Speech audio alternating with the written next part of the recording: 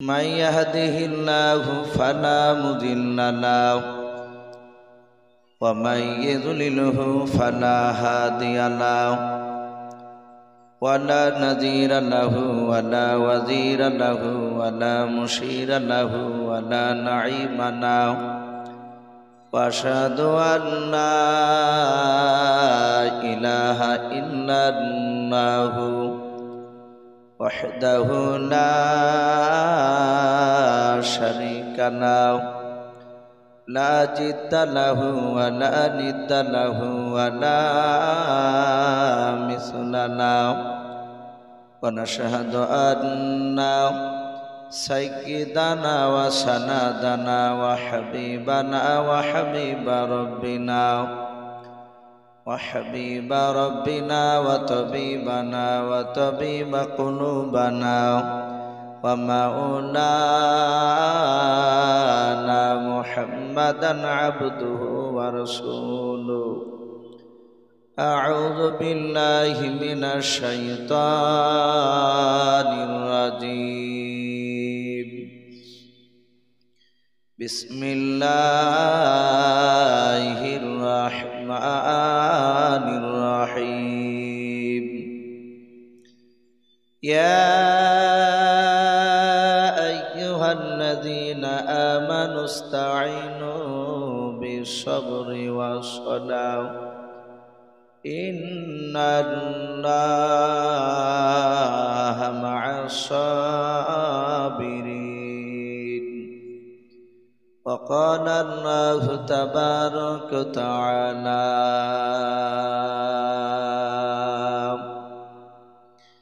إنك لعلى خلق عظيم وقال الله تبارك وتعالى وعن أبي هريرة قال النبي صلى الله تعالى عليه وسلم إن الله لا ينظر إلى صوركم وأموالكم ولكن ينظر إلى قلوبكم وأعمالكم متفق عليه أو كما قال عليه الصلاة والتسليم وعن أبي هريرة قال النبي صلى الله تعالى عليه وسلم من بنى لله مسجدا بنى الله له بيتا في الجنة أو كما قال عليه الصلاة والتسليم إن الله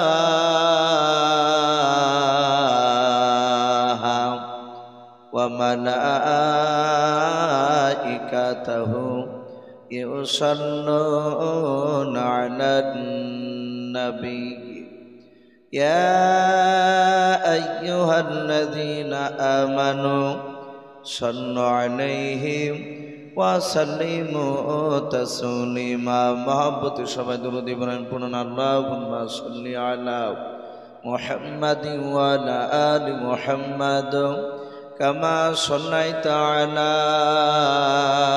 إبراهيم وعلى آل إبراهيم إنك حميد مجيد اللهم بارك على محمد وعلى آل محمد كما باركت على إبراهيم وعلى آل إبراهيم إنك حميد مجيد صلى الله تعالى عليه وسلم কে আসনা বলে এই পৃথিবী হলো উজালা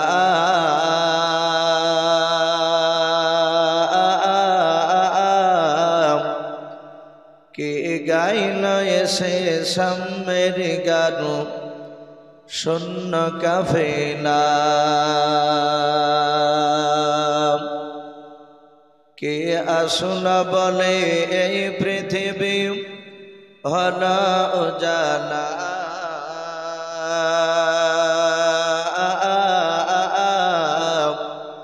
কে গাইল এসে সামের গান শূন্য কাফেলা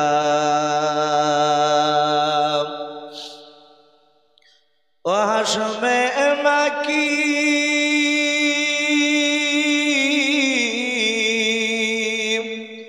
ও হাসমে মাকি মাদানি শাহে মদিনা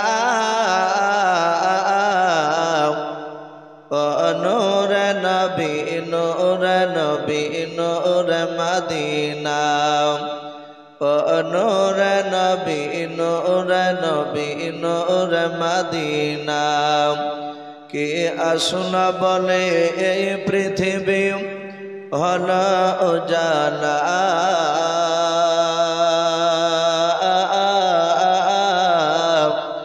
কে গাইল এসে সামের গান শূন্য কাফেলা হযরতে ওমর করতে কতল নবীর দারে যায়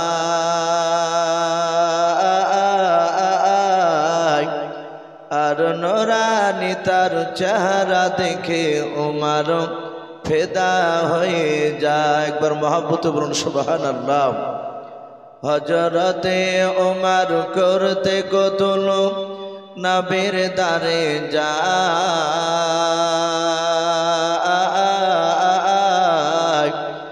আর নূরানি তার চেহারা দেখে ওমর ফেদা হয়ে যায় যার মায়াবী চেহারা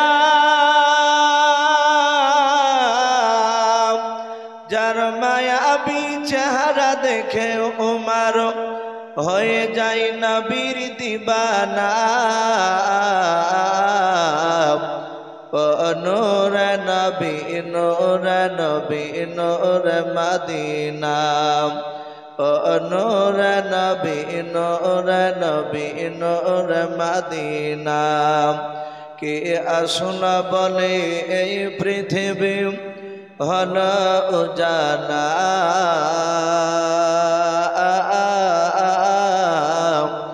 কে গাইল এসে সামের গান শূন্য কাফেলা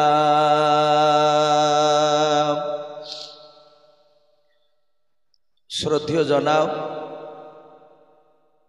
আজকের জালসা নির্বাচিত মনোনীত যোগ্যতম সভাপতি সাহেব ও সম্মানিত আমন্ত্রিত ওলামে কেরাম ও আমার সম্মুখের শ্রদ্ধেয় বয়োজ্যেষ্ঠ বাবা জীবনেরা আমার সমবয়স্ক ও সমঞ্জস্য যুবক ভাইয়েরা পর্দার আড়ালের মা বোনেরা ও আমার সম্মুখের কচি কচি স্নেহের বাচ্চারা সকলকে জানাই আমার বুক ভরা ভালোবাসা সালাম আসসালামু আলাইকুম ওয়া রাহমাতুল্লাহি ওয়া বারাকাতুহু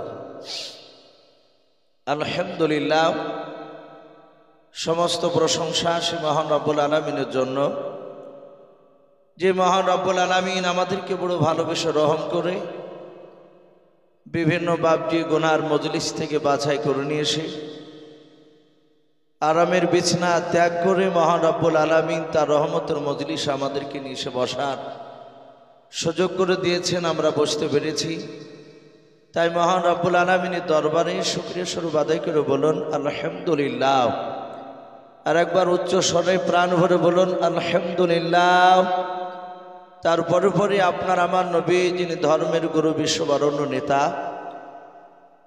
মা আমিনার লাল হযরত আব্দুল্লাহর লাগতে জেগার যিনি সাইয়্যিদুল মুরসালিন ও খাতামান নবিয়্যিন যিনি হাবিবে কিবরিয়া আশরাফুল আম্বিয়া যিনি হায়াতুন নবী জিন্দা নবী জনাবে মুহাম্মদুর রাসূলুল্লাহ সাল্লাল্লাহু তাআলা আলাইহি ওয়াসাল্লামের উপরে অগণিত দুরূদ ও সালাম বর্ষিত হোক অর্পিত হোক সকল বলুন আল্লাহুম্মা আমিন।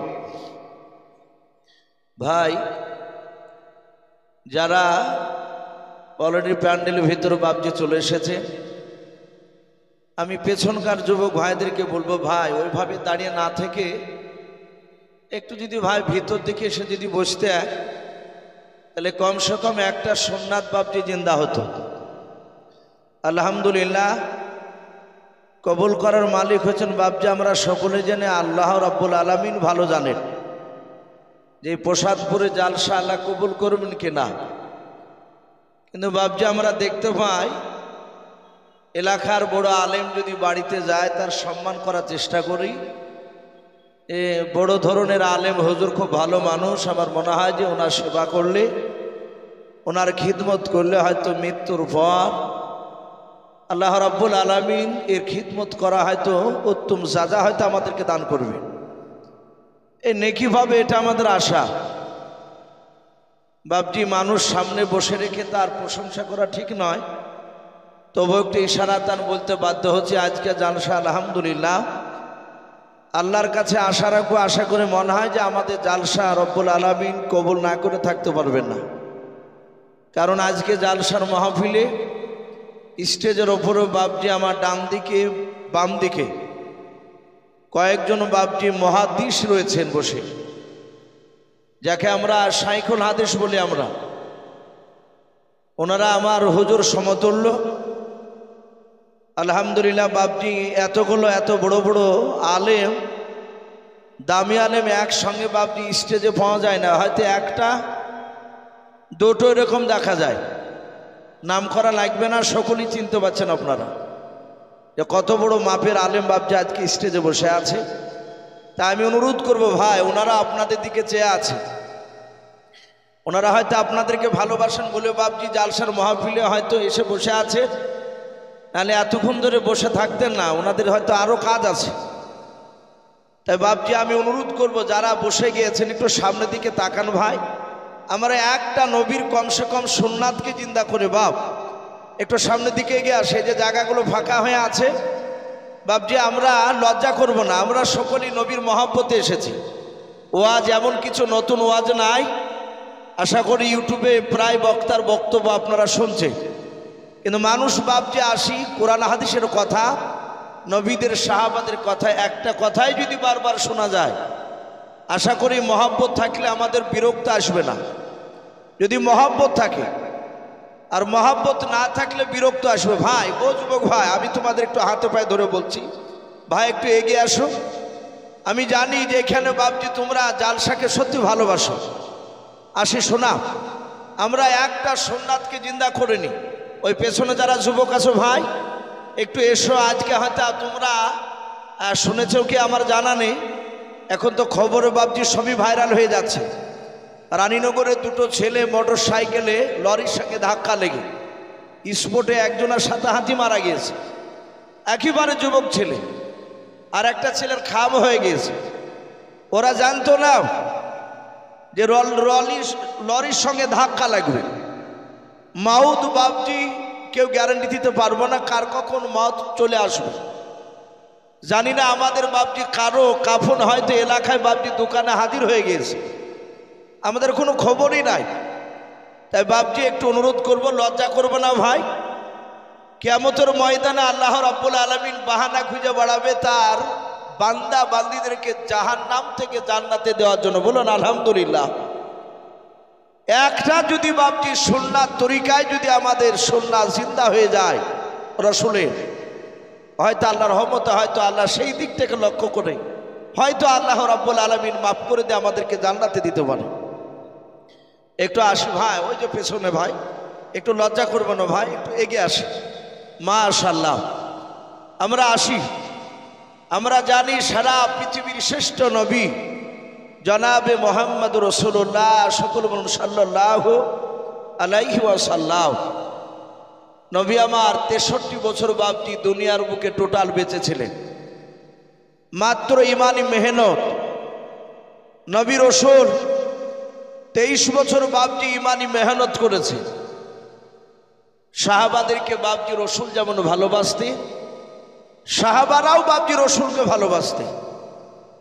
সাহাবারা জানতেন সারা পৃথিবীর চেয়ে, এমনকি নিজের বিবি বাল বাচ্চা তার নিজের জানের চেয়ে যতক্ষণ পর্যন্ত রসুলকে ভালোবাসা না হবে ততক্ষণ বাপজি কিয়ামতের ময়দানে রসুলুল্লাহর সুপারিশ পাওয়া যাবে না। তাই সাহাবায়ে কেরামরা বাপজি তারা নিজের জানের চেয়েও ভালোবাসতেন।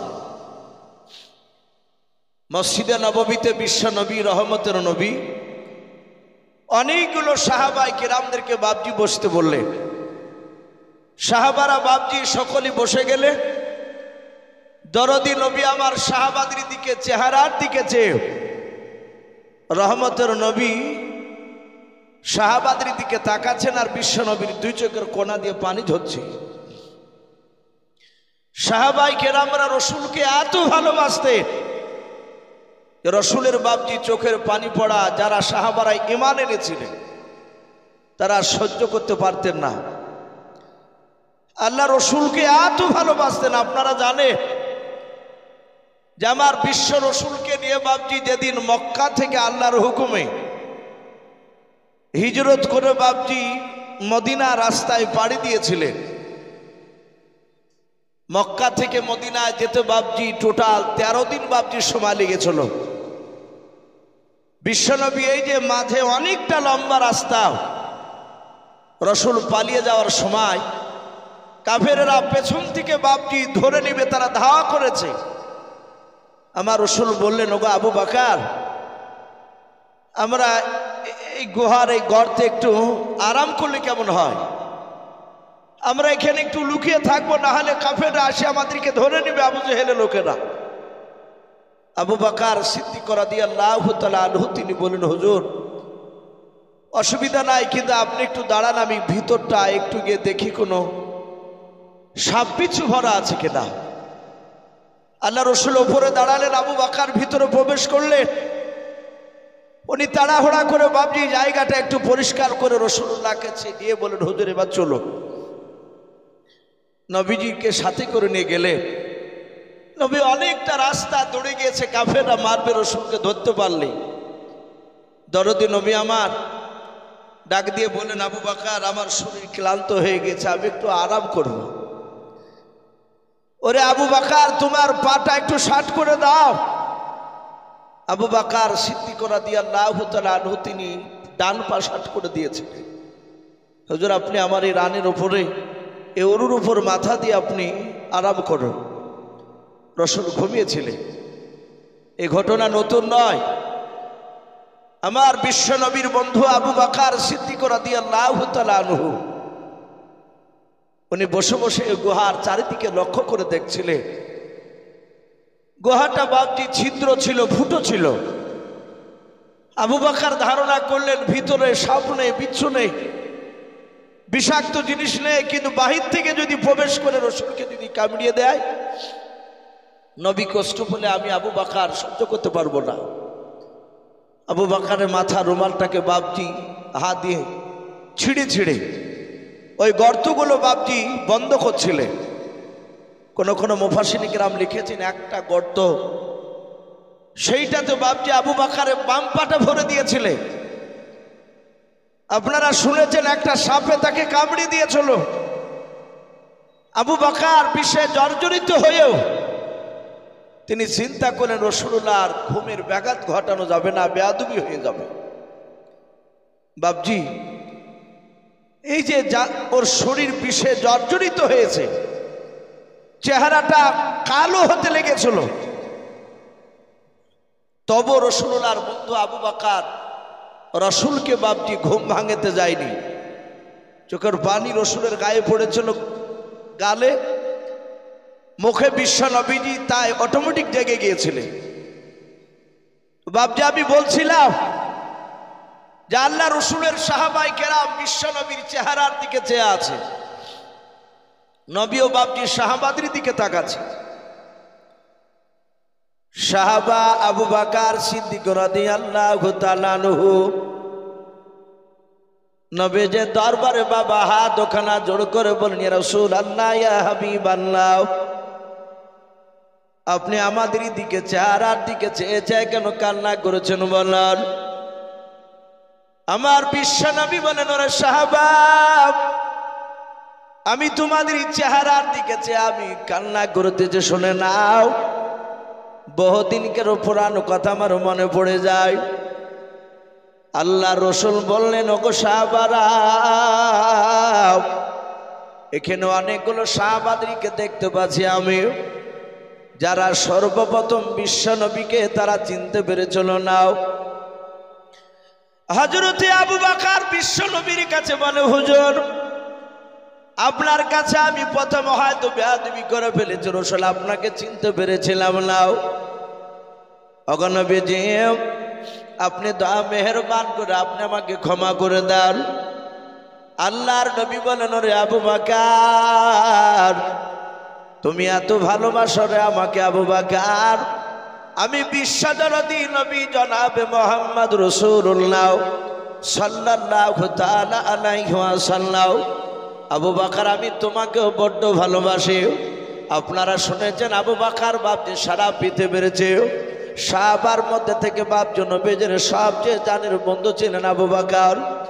আল্লাহ রসুলের বিরুদ্ধে আবু বকরের সামনে বাপজি কেউ কথা বলে আমার বিশ্ব নবীর বন্ধু আবু বকর সহ্য করতে পারতেন না। কেতাবে পাওয়া যায় আবু বকর সিদ্দিক রাদিয়াল্লাহু তাআলা আনহু বাবা মদিনার চৌরাস্তার মোড়ে বাপজি রাসূলুল্লাহ তিনি বসে আছেন।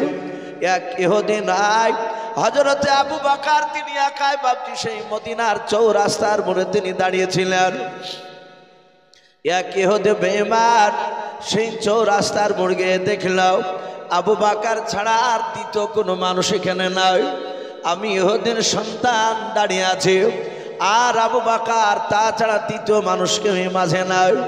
আবু বকর বিশ্ব নবীজির বাপজি আপনার সাহাবা মাহফিলে নাই, ওই মদিনার চৌরাস্তার মোড়ে তিনি দাঁড়িয়েছিলেন।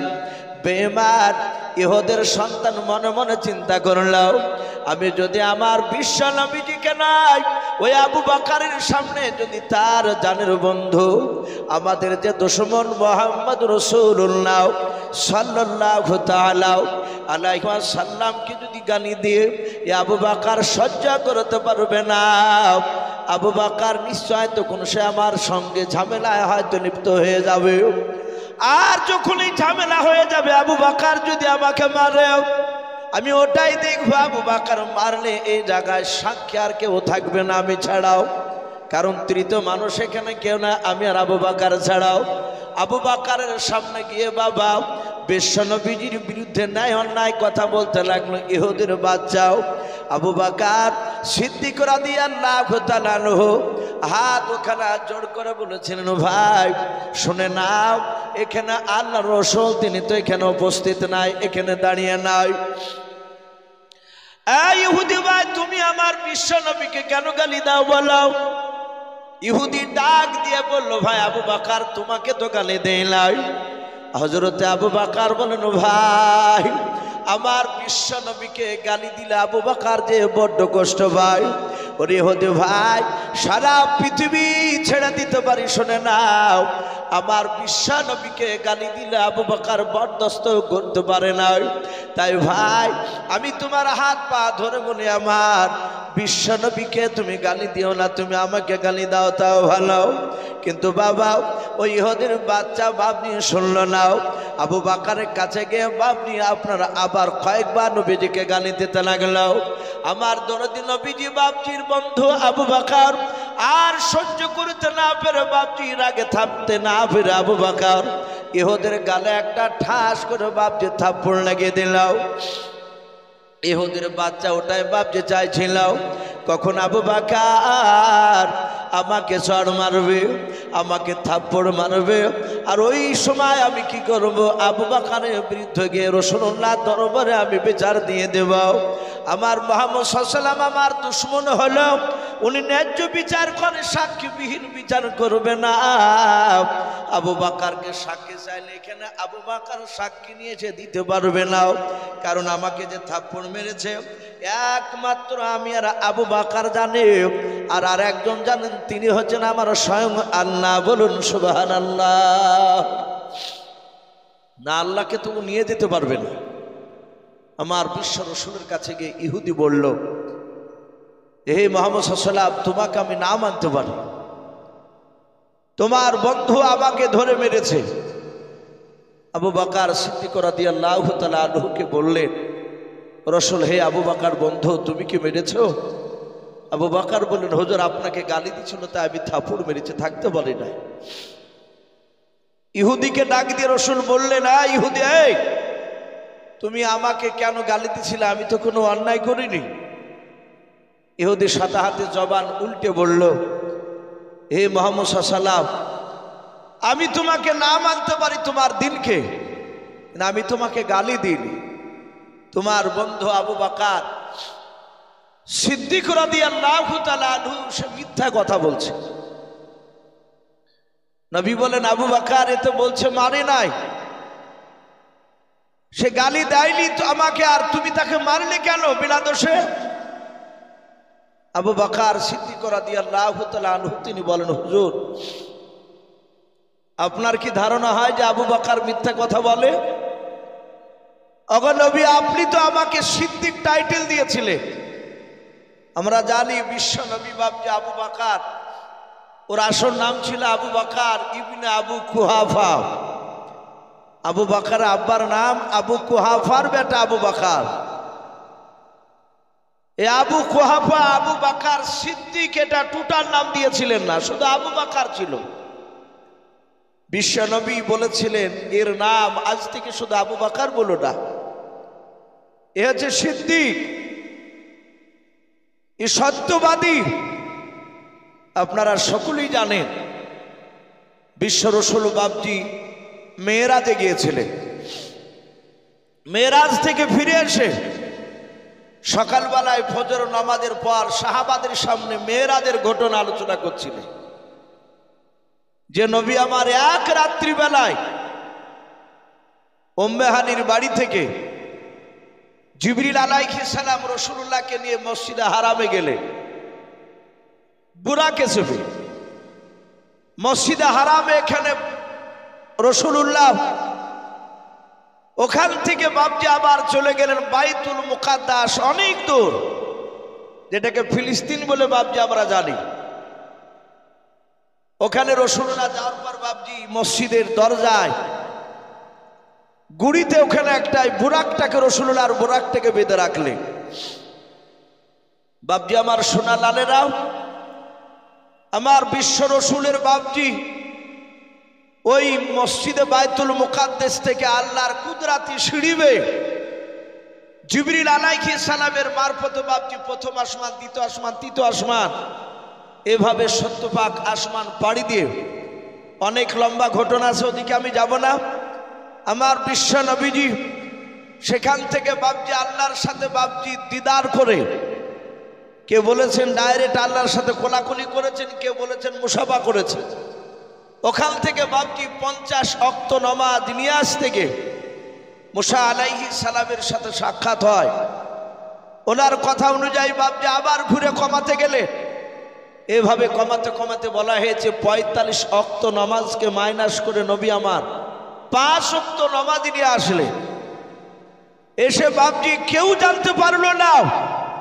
আমার দরুদ নবী মক্কা নগরে যখন বাপজি সাহাবাদের সামনে আলোচনা করছিলেন, বেঈমান আবু জেহেল, উতবা, সাইবা, আবু সুফিয়ান, কয়েকটা বড় বড় নেতা, তারাও রাতের বেলায় বিশ্বনবী যেদিন থেকে নবুয়তের দাওয়াত দিয়েছিলেন সেদিন থেকে বেঈমান আবু জেহেলরা তাদের চোখের ঘুম হারাম হয়ে গিয়েছিল। বলুন আলহামদুলিল্লাহ। ঘুম নাই।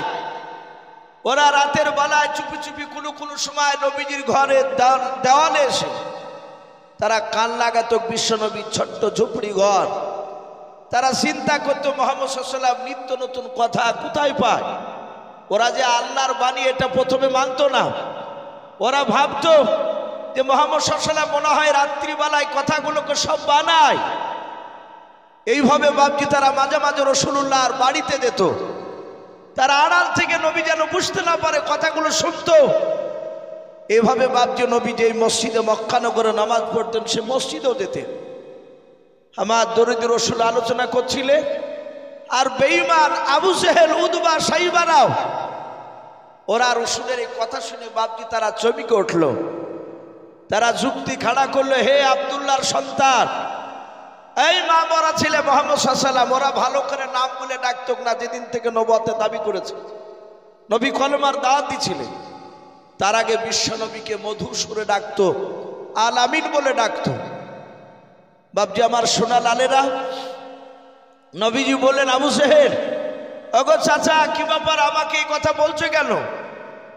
তারা ডাক দিয়ে বলল যে তুমি এতটা রাস্তা মসজিদে হারাম থেকে বাইতুল মুকাদ্দাসে যেতে, প্রায় তখন বাপজি তাদের যানবাহন বেশি ছিল, ওটটা বাপজি তারা উঠে বেশি চেপে তারা সফর খেত, ঘোড়াও চেপে যেত ঘোড়াতে। তো ডাক দিয়ে বলল, ওগো মুহাম্মদ সাল্লাল্লাহু আলাইহি ওয়াসাল্লাম, মসজিদে হারাম থেকে বাইতুল মুকাদ্দাসে উঠে চেপে যেতে প্রায় 14 রাত 14 দিন সময় লাগবে, তারও বেশি লাগবে। এতটা রাস্তা তুমি এক রাত্রিবেলায় গেলে কেউ দেখতে পেল না? আমার বিশ্ব নবী বললে, মক্কা নগরের একটা দলের সাথে আমার রাত্রিবেলা দেখা হয়েছিল। জোরে বলুন সুবহানাল্লাহ। আবু জেহেল না বলল, কারাও? বলল, বাইতুল মুকাদ্দাসে আমি যাচ্ছিলাম আর ওরা ওদিক থেকে আসছিল, একটা দল, তাদের বাড়ি আমাদের মক্কা নগরে। সেই জায়গাটাকে বলেছেন কায়সারা নামক। সেখানে কিছু লোক, তাদের সাথে আমার দেখা হয়েছে, আমি কথা বলেছি। হে মক্কার লোকেরা, যারা আমার কথাকে অবিশ্বাস করছো, ওই লোকগুলো প্রায় দিন 20 বাদ দিয়ে আসবে, তাদেরকে জিজ্ঞাসা করবা। বাপজি আমার সোনা লালেরাও, আমার বিশ্ব নবী দরদি নবী জনাবে মুহাম্মদ রাসূলুল্লাহ সাল্লাল্লাহু তাআলা আলাইহি ওয়াসাল্লাম নবী বলেছিলেন, হে আমার সাহাবায়ে কেরাম, এই মেরাজের ঘটনা সত্য। সাহাবারা সবাই নবীর কথাকে বাপজি স্বীকার করলো। আবু জেহেল বাপজি উকি মেরে মেরে তাকে থেকে দেখলো কে আসে নাই। তাকে দেখলো সেখানে আবু বকর রাদিয়াল্লাহু তাআলা আনহু, রাসূলের সাহাবা যায়নি। এ হযরতে আবু বকরকে অনুপস্থিত দেখেছে, কোনো উপস্থিত ছিল না। আমরা 5 ওয়াক্ত নামাজ, অনেকে বাপজি লোক এরকম আছে মসজিদ ছাড়া নামাজ পড়তে আমাদেরকে ভালো লাগে না। অনেক লোক আছে ঝড় বৃষ্টি যাই হোক না কেন, ছাতা বাড়িতে না থাকলে, অনেক গরিব মানুষ ছাতার অভাবে দেখা যায় একটা গামছাকে মাথায় করে নিয়ে ভিজতে ভিজতে মসজিদে দৌড়ে যায়। জিজ্ঞাসা করা হয় যে চাচা এত ভিজে আসলেন, ছাতা নাই? সে মুখটাকে একটু ছোট করে বলে, সে বলতে চায় যে নাই, প্রকাশ না অসুবিধার জন্য আমি গামছা পরে চলে এসেছি। এই যে ভিজে, তার পাঞ্জাবি দেখা যায় 3 ভাগের 2 ভাগে ভিজে গিয়েছে। এর বদলা কি আল্লাহ দিবেন না? কথা বলুন, অবশ্যই দিবেন আল্লাহ। আল্লাহ যেহেতু সব জিনিস দেখতে পাচ্ছেন, তো এরকম মানুষের অনেক নিশা থাকে, আবার অনেক সময় ব্যতিক্রমে বাপজি একাদক্ত মসজিদে যাওয়া হয় না। আবু বকর সেদিন যে কোনো কাজ ক্ষেত্রে যেতে পারেনি, যে কোনো একটা কারণে। আবু জেহেল দেখলো যে মুহাম্মদ সাল্লাল্লাহু আলাইহি ওয়াসাল্লামের এই কথাগুলো সবাই শুনে নিল, আবু বকর এখানে আসে নাই। আমাদের ধারণা এত বড় মিথ্যা কথা মুহাম্মদ সাল্লাল্লাহু আলাইহি ওয়াসাল্লাম বলছে, এ যদি মুহাম্মদ সাল্লাল্লাহু আলাইহি ওয়াসাল্লামের কথাগুলো আবু বকরের কাছে বলে, আমার মনে হয় ও হয়তো মানবে না। আর যদি না মেনে নেয়, তাহলে আবু বকরের ঈমানটা নষ্ট হয়ে যাবে। আবু জেহেল, উতবা, সাইবারা আবু বকরের বাড়িতে হাজির। আবু বকর ডাক দিয়ে বলেছিল, বন্ধুরাও, কি ব্যাপার, তোমরা এখানে কেন আমার বাড়িতে এসেছো বলাও? ডাক দিয়ে বলেছিল, ভাই তোমাদের মুহাম্মদ সাল্লাল্লাহু আলাইহি ওয়াসাল্লাম আজকে ভুলভাল বকেছে। আবু বকর বলে, আমার নবীজির কি হলো বলো?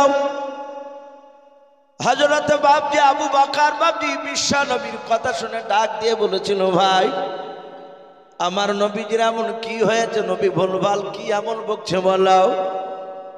বলে, এখন শুনে না, না তুই যার কসম কেন বলি? আবু জেহেল রাব তারা সবাই মিলে বাপজি তারা কসম কেন না তো যাও? ডাক দিয়ে বলেছিল, ভাই আবু বকর শুনে নাও, এতদিন মিথ্যা কথা বলেছে, আজকে তোমার কাছে চলো পরিমাণ কোনো মিথ্যা কথা বলবো না। ওগো ভাই, মসজিদে হারাম থেকে বাইতুল মুকাদ্দাস কতটা দূরত্ব তুমি তো ভালো জানো। আবু বকর সিদ্দিক রাদিয়াল্লাহু তাআলা আনহু বলেন অনেক দূরত্ব। ডাকে দিয়ে বলেন, ভাই কেউ যদি বলে এক রাত্রিতে যদি আমি যাই, আবার ওই মসজিদে হারাম থেকে বাইতুল মুকাদ্দাস থেকে আবার চলে এসেছে বাড়িতে, ওই রাত্রিতে কেউ দেখতে পেল না, বলো এরকম কথা কোন লোক যদি বলে তার কথাটাকে বিশ্বাস করা যাবে? বলো। হযরতে আবু বকর সিদ্দিক রাদিয়াল্লাহু তাআলা আনহু ডাক দিয়ে বলেছিল, ভাই সোজা সোজা বলো, তোমার কথা তো আমার বুঝে আসে না। বলো রে ভাই, এরকম কথা কে বলেছে, তুমি তার নামটা বলো। আবু জেহেল বেঈমান বিশ্ব নবীর বন্ধু আবু বকরের সামনে বাবা নবী যেভাবে মেরাজের ঘটনা শুনিয়েছিলেন, হুবহু ওই ঘটনা বাপকে শুনিয়ে দিলাম। আবু বকর ডাক দিয়ে বলেন, ভাই এই কথাগুলো কি আমার রাসূলুল্লাহর জবান দিয়ে বেরিয়েছে? বলো। আবু বকর বলে, অবশ্যই তোমার নবীজির জবান দিয়ে বেরোনো কথাগুলো আমি শোনালাম। চুল পরিমাণ কথা আমি বাড়ান্তি বলি নাই, কমও করি নাই। আবু বকর বলেন, ভাই এই কথাগুলো যদি আমার রাসূলুল্লাহ যদি জবান দিয়ে বের করেন, ভাই আমি তার বন্ধু আবু বকর এই কথাগুলো আমি বারহাক সত্য বলে মেনে নিলাম। জোরে বলুন সুবহানাল্লাহ। উতবা সাইবা বলে, ভাই এদের মাথা নষ্ট হয়ে গেছে, এরা অস্বীকার করবে না। আবু বকর আর বাড়িতে দাঁড়ালেন না, সোজা দৌড়ে চলে গেলেন রাসূলুল্লাহ দরবার। নবী দরবারে গিয়ে বলছেন, ইয়া রাসূলুল্লাহ, ইয়া হাবিবাল্লাহ, আমার কাছে এখনই এই কিছুক্ষণ আগে আবু জেহেল উতবা সাইবারা গিয়েছিল।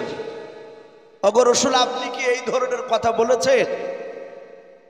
আমার নবী বলেন, আবু বকর শুনে নাও, তুমি কি অবিশ্বাস করেছো রে আবু বকর? আবু বকর বলে, হুজুর এই কথাগুলো যদি আপনার জবান দিয়ে যদি বের হওয়া যায়, বের করেন আপনি, আমি আপনার বন্ধু আবু বকর বিশ্বাস করে নিয়েছে, আমি অবিশ্বাস করি নাই। আবু জেহেল বারবার বলেছে, মিথ্যা কথা বলি না, আজকে সত্য কথা শোনালাও। আল্লাহ রাসূল বলেন, আবু বকর তুমি তাদের সামনে কি স্বীকার করেছে? বলে, হ্যাঁ। আল্লাহ রাসূলের যদি জবান দিয়ে কথাগুলো যদি বের হয়, আমি আবু বকর নবীর কথাগুলো সব সত্য বলে মেনে নিলাম। নবী আমার আর থাকতে না পেরে বাবা আবু বকরের কাছে দৌড়ে গিয়েও বুকের সাথে নবীজি আবু বকরকে জোরে ধরে ডাকতে বলেন, আবু বকর এত বিশ্বাস করো তুমি আমাকে? বলে, হ্যাঁ। বলে, আবু বকর আজ থেকে শুনে নাও, পৃথিবীর মানুষ তোমাকে সিদ্দিক বলে ডাকবে। জোরে বলুন সুবহানাল্লাহ। আবু বকর সিদ্দিক, তুমি সত্যবাদী। সেই আবু বকর ডাক দিয়ে বলে, হুজুর আপনার কি অবিশ্বাস হয় যে আমি মিথ্যা কথা বলি? বলে, না। আমার আবু বকর অনেক জায়গায় এরকম ঘটনা এসেছে, বিশ্ব নবীকে এত ভালোবাসতে, নবীর বিরুদ্ধে কথা বললে আবু বকর সহ্য করতে পারতেন না। সে আবু বকর মসজিদে নববীতে বললেন, হুজুর বেয়াদবি হলে মাফ করবেন। ওগো নবী, আমি তো ঈমান আনার পর আর অন্যায় করিনি, হুজুর আপনি আমাকে ক্ষমা করে দেন। আবু বকরকে বিশ্ব নবী বলেন, আমি ক্ষমা করে দিয়েছি। নবীজি কাঁদছেন। নবীজির বাম পাশে বসা ছিল হযরত আমিরুল মুমিনিন ওমর ইবনুল খাত্তাব। এই খাত্তাবের বেটা ওমর রাদিয়াল্লাহু তাআলা আনহু। বাপজি, আমরা ওমরের নাম অনেক শুনেছি, আমরা অনেক জায়গায় ইমাম সাহেবকে বাপজি দেখতে পাই, তারা দোয়া করে, আল্লাহ আমাদের ভারতবর্ষের মাটিতে তুমি ওমরের মতো নেতা বানিয়ে দাও। বলুন আল্লাহুম্মা আমিন। এই দোয়া করে না অনেক সময়? হযরত ওমর এত বাপজি শক্তিশালী ছিলেন, সেই ওমর রাসূলকে বলছেন, হুজুর আমি আপনার কাছে বড় ধরনের বেয়াদবি করে ফেলেছি, হুজুর আপনি আমাকে ক্ষমা করে দেন। আমরা সকলেই জানি যে হযরত ওমর ফারুক রাদিয়াল্লাহু তাআলা আনহু তিনি এত শক্তিশালী ছিলেন, ঈমান আনার আগেও ছিলেন, ঈমান আনার পরেও ছিলেন। আমার বিশ্বনবী উমারের শক্তির ব্যাপারে সাহাবারা মাঝে মাঝে রাসূলুল্লাহর দরবারে বলতে, আবু জেহেলও জানতো যেই কাজ মক্কার কোনো লোক পারবে না সেটা মুহাম্মদ সাল্লাল্লাহু আলাইহি ওয়াসাল্লাম নয়, মুহাম্মদের বিরুদ্ধে এই উমার পারবে। উমার যদি না পারে কেউ পারবে না।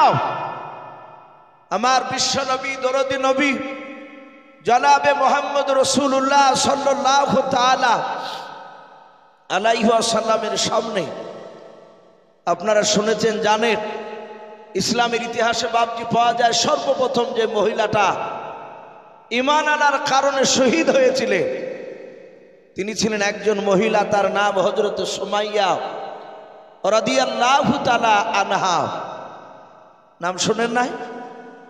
সুমাইয়া তার বেটা হযরতে আম্মার রাদিয়াল্লাহু তাআলা আনহু, তাদের মা বেটাকে বাপজি উমার জোর করে তুলে নিয়ে গিয়েছিল মক্কার চৌরাস্তার মোড়ে।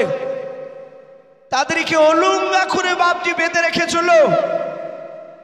শুধু উলঙ্গাই নয়, তার লজ্জাস্থান বাপজি বর্ষা মেরেছিল, বল্লম যাকে বলে।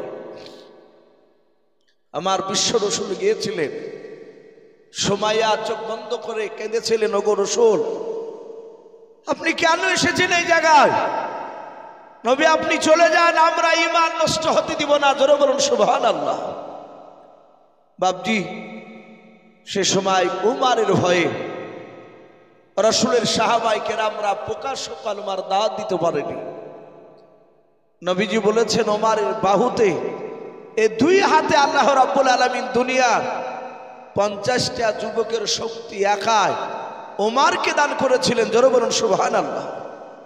ওমর এত বেয়াদব ছিল, ওমর যেই লোকটাকে জবাই করত তাকে জবাই করে তার শরীর থেকে রক্ত চামড়ার মুশকে ভরে নিত।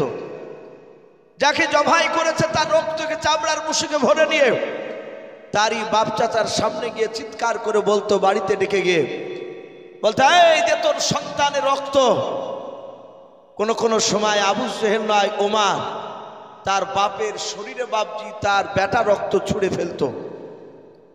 তাহলে কত বড় বেয়াদব ছিল সেই উমর। রাসূলের কাছে হাত দুখানা জোড় করে কাঁদেন আর বলেন, হুজুর বেয়াদবি হলে মাফ করবেন নবী, আমি আপনাকে চিনতাম না। আমি আপনাকে না চিনার কারণে ওগো নবীজি আমি আপনাকে মারতে গিয়েছিলাম।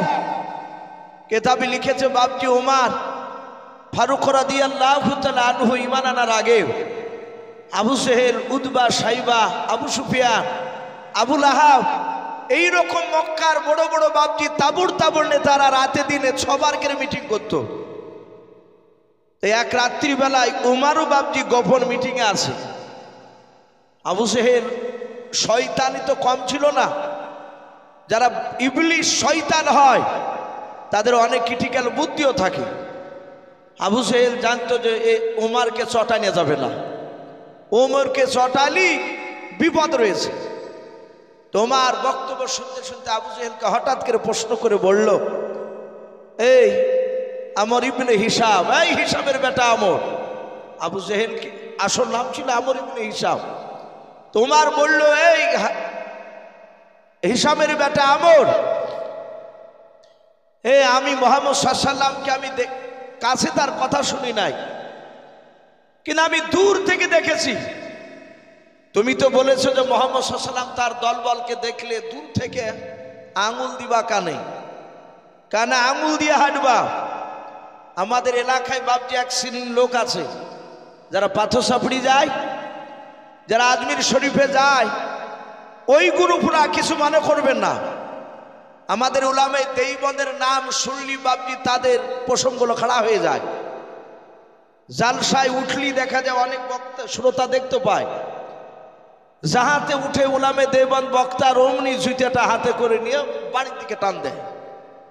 কেউ যদি বলে ভাই চলে যাচ্ছে কোনে, বলে ইয়ার ওয়াজ শোনা যাবে না।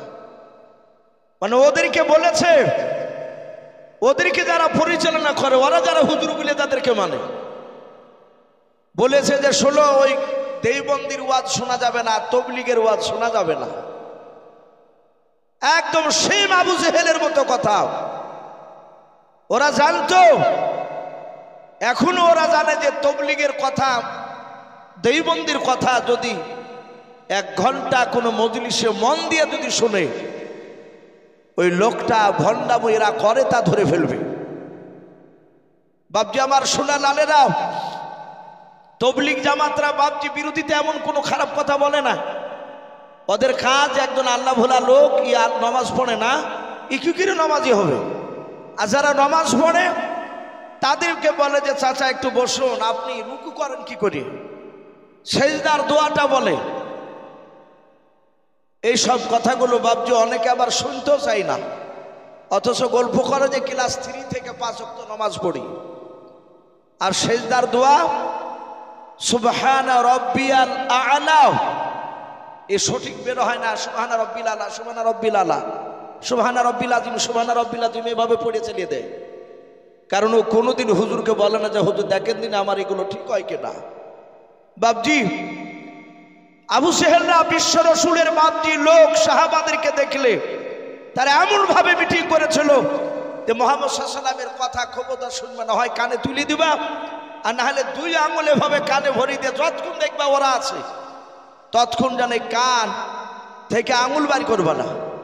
ওমর বলেছিল ভাই মুহাম্মদ সাল্লাল্লাহু আলাইহি ওয়াসাল্লামকে দেখেছি দূর থেকে, লোকটা তো ভালো, কিন্তু আমি অন্য লোকের মুখ থেকে মুহাম্মদ সাল্লাল্লাহু আলাইহি ওয়াসাল্লামের বিরোধীমূলক তো কথা শুনি নাই। আর ওই লোকটাকে শুধু মারি কথা বলো কেন? আবু সেহেল বলছে ওমর তুমি জানো না ও কত বড় খাতারনাক, ও আমাদের বাপ দাদার ধর্মকে বাতিল করে দিতে চাইছে। হযরত ওমরকে বাপজি মাথায় হাত দিয়ে সান্ত্বনা দিল। কিন্তু বাপজি হেদায়েতের মালিক আল্লাহ, আল্লাহ যাকে হেদায়েত করবে পৃথিবীর মানুষ নাই তাকে রুখতে। আমরা জানি যে বাবরি মসজিদ বাপজি ভেঙেছিল। বাবরি মসজিদ বাপজি যে ব্যক্তি সর্বপ্রথম শাবল মেরেছিল, যাকে আমরা বালবর সিং বলে বাপজি জানি, সে লোকটার সাথে আমি 4 বার জালসা করেছি আলহামদুলিল্লাহ, একই সঙ্গে বসে খেয়েছি, কথা বলেছি। তার 2 চোখের কোনা দিয়ে শুধু পানি ঝরছে। আল্লাহ রাব্বুল আলামিন তার ভিতরে হেদায়েতের নূর জ্বালিয়ে দিয়েছে। সে লোকটা ইসলাম গ্রহণ করে চলে এসেছে অমুসলিম থেকে ইসলামের রাস্তায়। আল্লাহ যাকে হেদায়েত করবে পৃথিবীর মানুষ নাই তাকে রুখতে। ওমর বলছে লগা নবী আমি তো আপনাকে চিনতাম না, অগর রসুল আমি আপনার চরম বেয়াদবি করে ফেলেছি। ওখানে অনেকগুলো সাহাবায়ে কেরাম ছিলেন। একজন সাহাবা তিনি বললেন ওগো ওমর ভাই, ও ওমর ভাই, মানুষ আগে ওমরকে ভয় করতো কি ঈমান আনার আগে কথা বলতে, ঈমান আনার পরে মানুষ জানে ঈমানদাররা তারা যদিও রাগিল হয় শরিয়ত অনুযায়ী, বলুন আলহামদুলিল্লাহ। ঈমানদার আর বেঈমানের পার্থক্য ওটাই, বেটা বাপ বেটা বেঁচে আছে, বেটা প্রচুর টাকা হয়েছে, বেটা যদি টাকা হয়ে যায় বাপকে আলাদা করে বাড়ি করে দিয়েছে, কিংবা ওই বাড়িতেই যদি থাকে, অনেক সময় বাপজি বাপে বেটাকে কথা বলতে ভয় পায় কি পায় না, কথা বলে। বেটার যদি ঈমান না থাকে বাপে ভয় পাবে যে বেটাকে কথা বলতে গিয়ে বেটা যদি আকার বাকার কিছু কথা বলে দেয়, কত টাকা হয়েছে। আর ছেলে যদি ঈমানদার হয়, সে যত বড়ই টাকা পয়সালো লোক হোক না কেন, সে চিন্তা করবে বাপকে কথা বলতে গিয়ে যদি বেয়াদবি হয়ে যায়, জোরে বলুন সুবহানাল্লাহ। এটাই হচ্ছে বাপজি পরীক্ষা। আমার একটা ডাক্তার বন্ধু বলছিলেন যে ভাই ছেলেকে বাজারে বাড়ি করে দিয়েছে, তো ছেলে দোকানে বসে আছে, আমি যে বলছি এই বেটা এই এবার 3 বার ডেকেছি, আর সাথে হাত উনি বেটাতে বলছে দেখতে পাচ্ছ না আমি ব্যস্ত আছি। তখন আমি বললাম আরে বাপ বেটা কথা বলবে আর ব্যস্ত বা কি আছে। তো বেচারা কাঁদছিলে, একটু ভালো করে কথাও বলে না। বাপজি ছেলের যদি ঈমান থাকে বাপজি ভয় হবে যে বাপকে বেয়াদবিমূলক কথা বলতে গেলে, আদবের খেলাপ করে ফেললে কিয়ামতের ময়দানে জান্নাত আটকা পড়ে যাবে যেতে, বলুন আলহামদুলিল্লাহ। হযরত ওমর ফারুক রাদিয়াল্লাহু তাআলা আনহু তিনি রাসূলের দরবারে কাঁদছে। একজন সাহাবা বলছেন ভাই ওমর এমন কি অন্যায় করেছিলে আজ রাসূলুল্লাহ দরবারে তুমি এখন কাঁদছো? সে সাহাবার বাড়ি কিন্তু মক্কাতে ছিল না, তার মক্কার বাইরে ওমর ঈমান এনেছে কিভাবে এই ঘটনা বাপজি তার শোনা ছিল না, কিন্তু উনি জানেন যে ওমর চরম শক্তিশালী।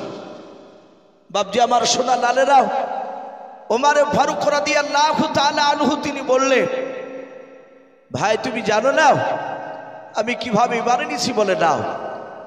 রাসূল দাঁড়িয়ে আছেন, বললেন ওমর তোমার ঈমান আনার ঘটনা তুমি একটু শোনাও।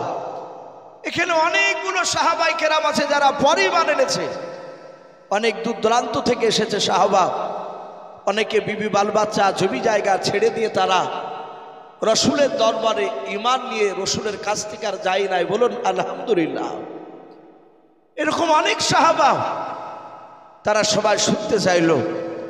বাপজি আমার সোনা লালেরা, ওমর ফারুক রাদিয়াল্লাহু তাআলা আনহু রাসূলুল্লাহ দরবারে বাপজি তিনি বলতে লাগলেন, আপনারাও বাপজি সকলে জানে রাসূল এক নয় দুই নয়, রাসূলের দুশমন বাপজি বেঈমান আবু জেহেল প্রায় 12,000 লোক নিয়ে বাপজি মিটিং শুরু করেছিল। আর সেই মিটিংয়ে প্রধান বক্তা ছিল এই বেঈমান আবু জেহেল লোকটাও। সে এমন করে কৌশল করে বক্তব্য দিয়েছিল, সে ডাক দিয়ে বলেছিল, ভাই মুহাম্মদ সাল্লাল্লাহু আলাইহি ওয়াসাল্লামকে কে মারতে পারবে? সবাই তাকাতাকি করেছিল, কেউ হাত উঁচু করতে পারে নাই। লাস্টে ওমর একটু পেছনে ছিল, ওমর হাত উঁচু করে বললে, এই আবু জেহেল, এই হিশামের বেটা আমর, আমি খাত্তাবের বেটা ওমর, আমি কাউকে ভয় পাই না। মুহাম্মদ সাল্লাল্লাহু আলাইহি ওয়াসাল্লাম বড্ড বাড়া বেড়ে গেছে এটা জানি, কিন্তু বলো তার কি চাও? তার হাত কাটা চাও না পা কাটা চাও না তার মাথা কাটা চাও? আবু জেহেল বলল, সবাই মিলে হাত তালি মেরে বাপজি তাকে আরো বাপজি তাকে সাঙ্গা করে দিয়েছে বেঈমানেরা। তারা বলল যে ভাই ওমর তুমি ছাড়া কেউ মারতে পারবে না। মুহাম্মদ সাল্লাল্লাহু আলাইহি ওয়াসাল্লাম বড্ড বাড়া বেড়ে গিয়েছে, তার বডি থেকে গলাটা আলাদা করে দাও, মাথাটা, ওর মাথা কাটিয়ে নিয়ে আসো। আবু জেহেল বলল, মাথা কেটে নিয়ে আসতে পারলে তোমাকে 3টা বড় ধরনের উপহার দিব। ওমর রাজি হয়ে গেল। ওমর বলল, আমার তোমার জবানের উপর বিশ্বাস হয় নাই? বলে আবু জেহেল, উদবা সাইবা, এদেশের সব বড় বড় নেতারা আছে? বলে হ্যাঁ। বলে ওই দেখো একটা পাহাড়, যে পাহাড়ে গিয়ে মানুষ কসম খায়। আমরা মানুষ অনেক সময় দেখতে পাই, মানুষ কিছু দেখা যায় যে শিকার হয় না, তখন অনেকে বলে যে ভাই মসজিদে গিয়ে তুই কথা বলতে হবে। সাধারণ লোক অনেকে বলি আমরা। এখন আর মসজিদ কোরআনকেও ভয় করছে না বাপ, কোরআনকেও ভয় করছে না। তো ওরা মক্কার কাফেরদের বাপজি একটা বিশ্বাস ছিল, ভয় ছিল যে একটা পাহাড় বাপজি কুবা নামক পাহাড়, সে পাহাড়ে গিয়ে হাত দিয়ে ওয়াদা করলে জীবন থাকা পর্যন্ত বাপজি ওই ওয়াদাটা পুরা করত। আবু জেহেল, উতবা, সাইবা ওরা সবাই মিলে ওমরের সামনে গিয়ে পাহাড়ে হাত দিয়ে বলল, এই পাহাড়ের কসম খেয়ে বলছে এই ওয়াদা পুরা করবো তুমি যদি মুহাম্মদ সাল্লাল্লাহু আলাইহি ওয়াসাল্লামের মাথা কেটে নিয়ে আসতে পারো। ওমর বলল, অসুবিধা নাই, আমাকে বিষাক্ত একটা তলোয়ার দাও। যে তলোয়ারে বাপজি বিষ মাখানো ছিল। ওমর বেঈমান বাপজি সে সময় তলোয়ারখানা হাতে করে নিয়ে 12,000 লোকের সামনে হাত তালি নিয়ে দৌড়াতে শুরু করলো। ওমর এত দ্রুত বেগে ছুটছে বিশ্ব নবীকে মারবে। কিতাবে এসেছে বাপজি মদিনা নয়, ওই মক্কা নগরে আমার বিশ্ব নবী দরদি নবী যখন ছিলেন সাহাবাদেরকে নিয়ে, ওমর বাপজি মরুভূমির ময়দান দিয়ে পাহাড়ি এলাকা দৌড়াচ্ছে। একজন রাসূলের সাহাবা, যিনার নাম হযরত নাঈম রাদিয়াল্লাহু তাআলা আনহু, তিনি দুম্বা উট চড়াচ্ছিলেন। ওনারা হাতে বাপজি ছোট্ট একটা লাঠি, উনি সে নিয়ে ছাগল চড়াচ্ছিলেন, দুম্বা চড়াচ্ছিলেন ওই পাহাড়ি এলাকায়। দেখছে একবারে ওমর এত দ্রুত বেগে দৌড়ে যাচ্ছে। হযরতে নাঈমের সাথে ওমরের একটু ভাব ছিল। আমাদের অনেক মুসলমান ভাই, আমার হিন্দু ভাই, যুবক বন্ধুর সাথে অনেকের বন্ধুত্ব তৈরি হয়। ডাক দিয়ে বলল, ভাই এই উমর, এই কি ব্যাপার, এত দ্রুত বেগে দৌড়াচ্ছে, কোথাও জানে না যে রাসূলকে মারতে যাচ্ছে? উমর দাঁড়িয়ে বলল, ওই আব্দুল্লাহর সন্তান মোহাম্মদ সাল্লামকে আমি জব্দ করতে যাচ্ছি। বেটা বেরিয়েছে খুব, তার মাথা কাটতে যাচ্ছি, গোটা দেহ থেকে মাথাটা আলাদা করে দেব। বেটা চিনে না, উমারের পাল্লায় পড়েনি, এতদিন কিছু বলিনি, আজ মোহাম্মদ সাল্লামের রিহাই নাই। হযরতে নাইম কাছে বললো, ভাই একটু কাছে এসো। বলে, এই ভাই তুমি যে মারতে যাচ্ছ, মোহাম্মদ সাল্লাম তো একাই নাই, সেখানে যদি তার কয়েকটা সাথী ভাই থাকে তারা তো তোমাকে কম করে ছাড়বে না। যাহাতে কথা বললো, ওমর বলল, এই তোর কথাবার্তা শুনে মনে হচ্ছে তুই ওরিল। সাথে হাতে বলল, ভাই বাস্তবে আমি মোহাম্মদ সাল্লামের লোক, বলুন আলহামদুলিল্লাহ। যাহাতে নবীর লোক বলেছে, আরো উমার রেগে গেছে। উমারকে ডাক নাই, উমার বলল, এই তোকে আগে জবাই করবো। হযরতে নাইম বলল, ভাই উমার শোনে না, তোমার দেহতে বাহুতে শক্তি বেশি থাকতে পারে। আই উমার, তুমি আমাকে 10টা তলোয়ার চালাতে পারলে আমি একটা তো মারতে পারবো। গত কয়েকদিন আগে বাবজি আমাদের পশ্চিম বাংলায় একটা রেজাউল বলে একজন মওলানা, মাথায় রুমাল দিয়ে, অনেকে দেখেছেন ইউটিউবে, ট্রেনে যাচ্ছিল, তাকে দেখে বাবজি চাচা বিভিন্ন রকমের বাংলাদেশি জঙ্গি অনেক রকমের অন্যায়কের কথা বলেছিল। তো ছেলেটা তাদের কথাতে বাবজি একটু জবাব উত্তর দিয়েছিল। সে বলেছিল, ভাই ঈদেশ আপনার, ঈদেশ আমারও, আপনার যতটা আমার ততটা, 1 ইঞ্চি আপনারও বেশি নাই, আমারও 1 ইঞ্চি কম নাই। এই প্রতিবাদ করার কারণে বাবজি তাকে মারতে মারতে এমনকি ট্রেন থেকে ছুঁড়ে ফেলে হত্যা করার পরিকল্পনা নিয়েছিল। তাকে টানাটানি করে একজন আমার হিন্দু ভাইদের মধ্যে থেকে টেনে সেই মওলানাকে চাবিড়ে ধরে তাকে ছাড়ে নাই।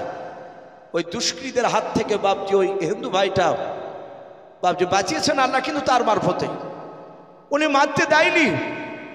পৃথিবীতে বাবজি এখনো আমাদের হিন্দু ভাইরা আছে, অনেক হিন্দু ভাই আছে মুসলমানের জন্য জীবন দিতে রাজি আছে, কিন্তু এক শ্রেণীর বাবজি বেঈমানরাও তারা মাথা ছাড়া দিয়েছে।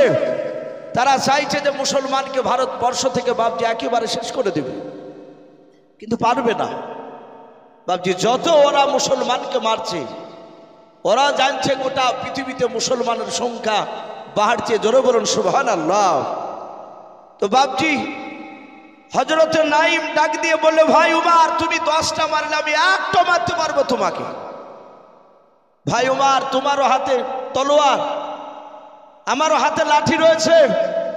বলে, উমার তোমার 2টো হাত, আমার 2টো হাত, তোমারও রক্ত আছে আমারও রক্ত আছে শরীরে, তোমারও গোস্ত আছে আমারও গোস্ত আছে। ওমর আমাকে নবীকে মারার আগে তোমার বাড়িটা ভালো করে খোঁজ রাখো গা। যাহাতে বাড়ির কথা বলেছে, ওমর বলল, বাড়ি মানে? বলে, এই তোমার আপন কলিজার টুকরা বোন ফাতেমা নাই? বলে, আছে তো, আমি বিয়ে দিয়েছি আমার বোনে। বলে, তোমার সেই বোন ফাতেমা আর তার স্বামী শাহিদ খোঁজ রেখেছে? ওরা দুজনায় যেই নবীকে মারতে যাচ্ছ সেই নবী কলেমা পড়ে তারা মুসলমান হয়ে গিয়েছে। ওমর বলল, তা তো শুনি নাই। বলে, কবে হয়েছে? বলে, কদিন হলো। ওমর বলছে, আমি বেশ কয়েকদিন তার বাড়িতে যাইনি। ওমর বললে, ভাই মিথ্যা কথা বলছিস না তো, আমার মার থেকে বাঁচার জন্য বলে নাও। আমরা রাসূলুল্লাহর সাহাবা মিথ্যা কথা বলে নাই, বলুন আলহামদুলিল্লাহ। ডাক দিয়ে বলল, ওমর তোমার বাড়িটা খোঁজ নাও, তারপরে তুমি আসো, তারপরে তুমি নবীকে মারতে যেও। ওমরে যা রাগ ছিল আরো 7 গুণ রাগ বেড়ে গেল, যে আমার রসুলকে, যে নবীকে মারতে যাচ্ছি তার উপর ঈমান এনেছে আমার বোন। ওমর বাবজি তলোয়ার হাতে করে নিয়ে সোজা দৌড়ে চলে গেল তার বোনের বাড়িতে। তখন বাবজি দরজা এখনকার মতো ছিল না, দরজায় বাবজি লাত মারলো। হযরত ওমর প্রথমে বাবজি কান লাগিয়ে কথাগুলো একটু শুনছিল, দেখে তিনি কি করে। ওরা কেতাবে লিখেছে হযরতে শাহিদ আর ফাতেমা, ওরা স্বামী স্ত্রী তো দুজনায় রাসূলুল্লাহর তরফ থেকে একজন খাব্বাব বলে একজন সাহাবা নবীজি, তিনি কোরআনের বাবজি তালকিন দিছিলেন, শিক্ষা দিছিলেন। হযরত ওমরের কানে কয়েকটা আয়াত কোরআনের আওয়াজ চলে গিয়েছে। ওমরের ভাষা ছিল আরবি, কোরআন নাজিল হয়েছে আরবিতে। আরবি বাবজি কয়েকটা আয়াত কোরআনে ওমারের কানে গিয়েছে। ওমার চিৎকার করে বলে, এই দরজা খোল। ওমারের বোন বাপজি গলার আওয়াজ কানা শুনে চিনতে পেরেছে উনি আমার কলেজা টুকরা ভাই ওমার। ওমারের বাপজি শক্তির ব্যাপারে, পাগলামোর ব্যাপারে তার বোনের ভালো জানা ছিল। হযরতে ফাতেমা ডাক দিয়ে বলেছিল, প্রাণের স্বামী শুনে নাও, আর মনে হয় বাঁচতে পারবো না আমরাও। ওই দেখ আমার ভাই বাড়ির দরজায় এসে ডাক দিচ্ছে, বোন দরজা খোলো বলেছে। ওগো আমার স্বামী শুনে নাও, আমরা জীবন দিতে রাজি আছি, কিন্তু শুনে নাও, আমার মনে হয় ওই খাব্বাবির ভাইয়ের হাতে যে কোরআন শরীফ রয়েছে রে, শুনে নাও। কোরআন তখন বাপজি আপনার 30 পারা গচ্ছিত ভাবে ছিল নাও।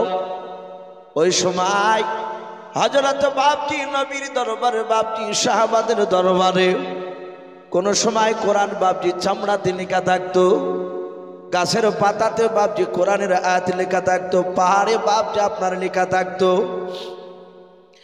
হযরতে খাব্বাব কয়েকটা বাপজি আপনার সুরাও লিখিত ছিল বাপজি আপনার চামড়ায়, বাপজি হাতে করে নিয়ে রে বাবা। ওই দেখে দেখে বাপজি শিখার জন্য কোরআন। ফাতেমা বলল, ভাই খাব্বাব, এই কোরআনটা আমার ভাই চিনে না জানে নাও, কোরআনটাকে হয়তো টান মেরে ফেলে দিবে, কোরআনকে টান মেরে ফেলে দিলে সহ্য করতে পারবো নাও। ওরে ভাই খাব্বাব, এই কোরআনটা নিয়ে তুমি ঘরের আড়ালে চলে যাও। হযরতে বাবা খাব্বাব ঘরের ভিতরে গিয়ে আড়ালে গিয়ে বাপজি আপনার দাঁড়িয়ে গেল। ওমারের দরজা বাপজি তার বোনের খুলতে দেরি হলো। ওমার কয়েকটা লাথ মেরে বাপজি দরজাটাকে ভেঙে ফেললাও। দরজা ভাঙার পর ওমার বাপজি দৌড়ে গিয়ে তার নিজের বোনের কাছে না, প্রথমে নিজের দোলা ভাইয়ের কাছে চলে গেল। দোলা ভাইয়ের কাছে যাওয়ার পর ওমার বাম হাত দিয়ে তার ভাইয়ের বাপজি দাড়ি খানাকে ধরলাও। ও বাপজি ভাইয়েরাও, আগেকার বেঈমানেরাও তারা বাপজি দাড়িকে বাপজি আপনার চাস্তক না এখনকার মতো, তারা জানতো দাড়ি বড় মূল্যবান, দাড়ি একটা পুরুষের বাপজি আলামত। আপনারা সকলেই জানেন বেঈমান বলে পৃথিবীতে একটা বাপজি খোদা দাবি করেছিল, যার নাম বাপজি ফেরাউন। সে ডাইরেক্ট বলেছিল, আনা রাব্বুকুমুল আলা, সব আল্লাহর চেয়ে যে বড় আল্লাহ দাবি করেছিল। ওই বেঈমান ফেরাউন তারও বাপজি মুখে নাভি পর্যন্ত বাপজি দাড়ি ছিল। সে মুক্তা দিয়ে বাপজি সারাদিন দাড়িকে বাপজি জোড়ে রাখতে এত যত্ন করতো দাড়ির। হযরত বাপজি উমার দৌড়ে গিয়ে নিজের আপনার দুলা ভাই শাহিদের বাম হাত দিয়ে দাড়িখানাকে ধরে ডাক দিয়ে বলেছিল, ভাই শুনলাম তুমি নাকি কলমা পড়ে নিয়েছো, মুহাম্মদ সাল্লাল্লাহু আলাইহি ওয়াসাল্লামকে নাকি নবী বলে মেনে নিয়েছো। হযরত ওমরের কথা শুনে শাহিদ ডাক দিয়ে বলেছিল, ভাই ওমর, শুধু আমি একাই নয়, তোমার বোন ফাতেমাও কলমা পড়ে আমরা মুসলমান হয়ে গিয়েছি। যাহাতে বাপ যে কথা বলল, ওমর ডাক দিয়ে বলল, ওই নবীকে কি ছাড়বে না? বলে নাও। হযরত শাহিদ বলল, ওমর রে, সব পৃথিবীর ছাড়তে রাজি আছি, কিন্তু আমি বিশ্ব নবীর কলমাকে ছাড়তে রাজি নাই। ও বাপ যে ভাইরাও, কোরআন এমন একটা বাপ যে আপনার জাদুকৃতকে দাও, কোরআনের এমন একটা বাপ যে আকর্ষণ হয়েছে রে বাবা। কোরআন যারা মন দিয়ে বাপ যে কোরআনকে সেই জামানায় শুনে চলো যারাও, তারা কোরআনের প্রেমিক না হয়ে থাকতে পারে নাই। বলুন সুবহানাল্লাহ। আল্লাহর নবী জনাবে মুহাম্মদ রাসূলুল্লাহ সাল্লাল্লাহু তাআলা আলাইহি ওয়াসাল্লামের বাপ যে সাহাবা শাহিদ বাপ যে দাঁড়িয়ে বলল, নবীজিকে ছাড়তে রাজি নাই। সঙ্গে সঙ্গে বাবা হযরত বাপ যে আপনার শাহিদের দাড়িখানাকে ধরে বাবা আপনার আগুনেতে আপনার ফেলে দিলাও, উঠোনে ফেলে দিল। শাহিদ তাড়াশ করে পড়ে গেল। হযরত ওমর তার বুকের উপর দাঁড়িয়ে বাপজি তলোয়ারের উল্টো পিঠে দিয়ে আঘাত করতে লাগলো, পা দিয়ে বাপজি বুকের বাতা ভাঙার জন্য ডাকে দিয়ে বলল, ভাই মারতে মারতে যদি আমাকে ধুলার সাথে যদি মিশিয়ে দাও, তবু আমি নবীজিকে ছাড়তে রাজি নাই। ওমর এত মার মারলো, দেখলো তার দুলা ভাই তার মারকে ভয় পাই নাও। হযরতে ওমরের বোন তিনি দূর থেকে নয় পাশ থেকে দাঁড়িয়ে দাঁড়িয়ে দেখছিলেন আমার স্বামীকে আর বেঁচে হয়তো রাখবে না আমার ভাই। হযরতে বাপজি ফাতেমা দৌড়ে গিয়ে তার নিজের দুলা ভাই নাই নিজের স্বামীর বাপজি বুকের ওপর আপনারা শুয়ে পড়ে ডাক দিয়ে বলেছিল, ওরে ভাই ওমর আমার স্বামীকে ছেড়ে দাও আর মেরো না, আমাকে মারো। ওমারের দিলটা বাপ যে এত পাথরের মতো শক্ত হয়ে গিয়েছিল, তার ভিতরে বাপ যে আপনার নূরের তো কোনো বাপ যে আপনার আলো জ্বলে ওঠেনি। ওমার বাপ যে আগে থাকতে না পেরে নিজের বোনের মাথার চুলগুলোকে বাপ যে খামচা মেরে ধরাও, তার সাইডে ফেলে দিলাম। ফেলে দেওয়ার পর নিজের দোলা ভাইকে আর মারলো নাও, এবার নিজের আপন কলিজা টুকরা বোনের ওপর বাপজি বুকের ওপর দাঁড়িয়ে গেল। দাঁড়িয়ে গিয়ে পা দিয়ে লাত মারে আর তলোয়ারের উল্টো পিঠ দিয়ে আঘাত করে আর বলে, ওরে ফাতেমা বল এখনো নবীজিকে ছাড়বে কিনাও? যদি না ছাড়িস তোকে মারতে মারতে দুনিয়ার বুক থেকে শেষ করে দেব। হযরতে বাপজি ওমর ফারুক রাদিয়াল্লাহু তাআলা আনহু বাপজি সেই সময় ইমান আনে নাই। ওমর বাপজি তোমার মারতে লাগলো, দেখলে একটি মারো বাপজি আপনার মার থেকে ভয় হয় না। শুধু মারে বোন বলো, ভাই মারতে মারতে আমাকে যদি মেরে ফেলো, আমার কলিজার ভিতর থেকে নবীজির মহব্বত তুমি ছেড়ে দিতে পারবা না, বের করে তুমি ফেলে দিতে পারবা না। ওরে আমার ভাই নিজের মায়ের পেটের তুমি আমার ভাই, তোমার মারছো ভাই, আমি তো তোমার কাছে কোনো অন্যায় করে নাই রে ভাই, শুধু নবীজির ওপর কলামা পড়েছে, তুমি কেন আমাকে এভাবে মারছো বলো? হযরত ওমর মারতে মারতে লাস্টে ডাক দিয়ে বলল, বল একবার তুই শুধু আমার কাছে জানের ভিক্ষা চাও। হযরত ওমরের বোন ডাক দিয়ে বলেছিল, ভাই জিনার কলেমা পড়ে নিয়েছে সেই নবী মুহাম্মদ রাসূলুল্লাহ সাল্লাল্লাহু তাআলা আলাইহি ওয়াসাল্লাম, সেই নবী বলেছে একমাত্র আল্লাহর কাছ ছাড়া কারো কাছে সাহায্য চাওয়া যাবে না, একমাত্র আল্লাহর কাছে সাহায্য চাওয়া লাগবে। ও ভাই ওমর তুমি মারতে মারতে মেরে ফেললো, তোমার কাছে জানের ভিক্ষা চাইব না।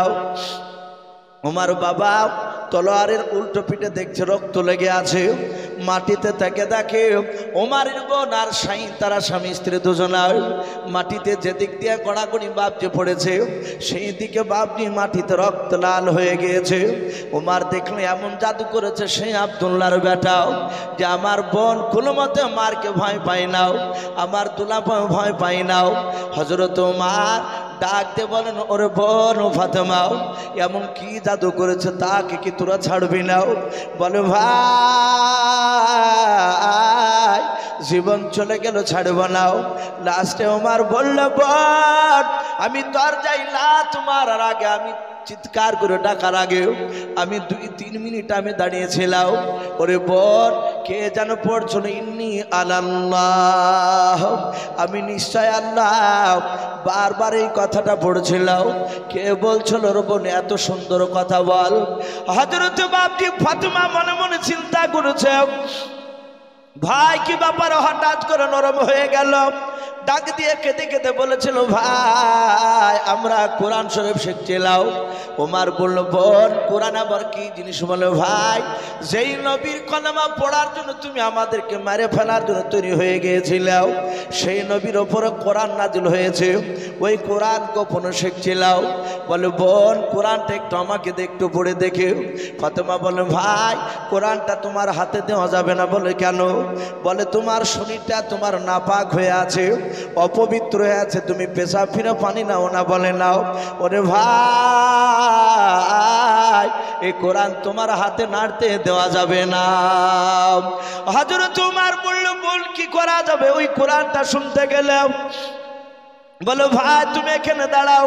ওমর বাপজি দাঁড়িয়ে গেল। খাব্বাব ঘরের ভিতর থেকে মনে মনে ভাবতে লাগলেন, ওমরের গলার আওয়াজটা একটু নরম হয়েছে, মনে হয় ওমর আর মারবে না।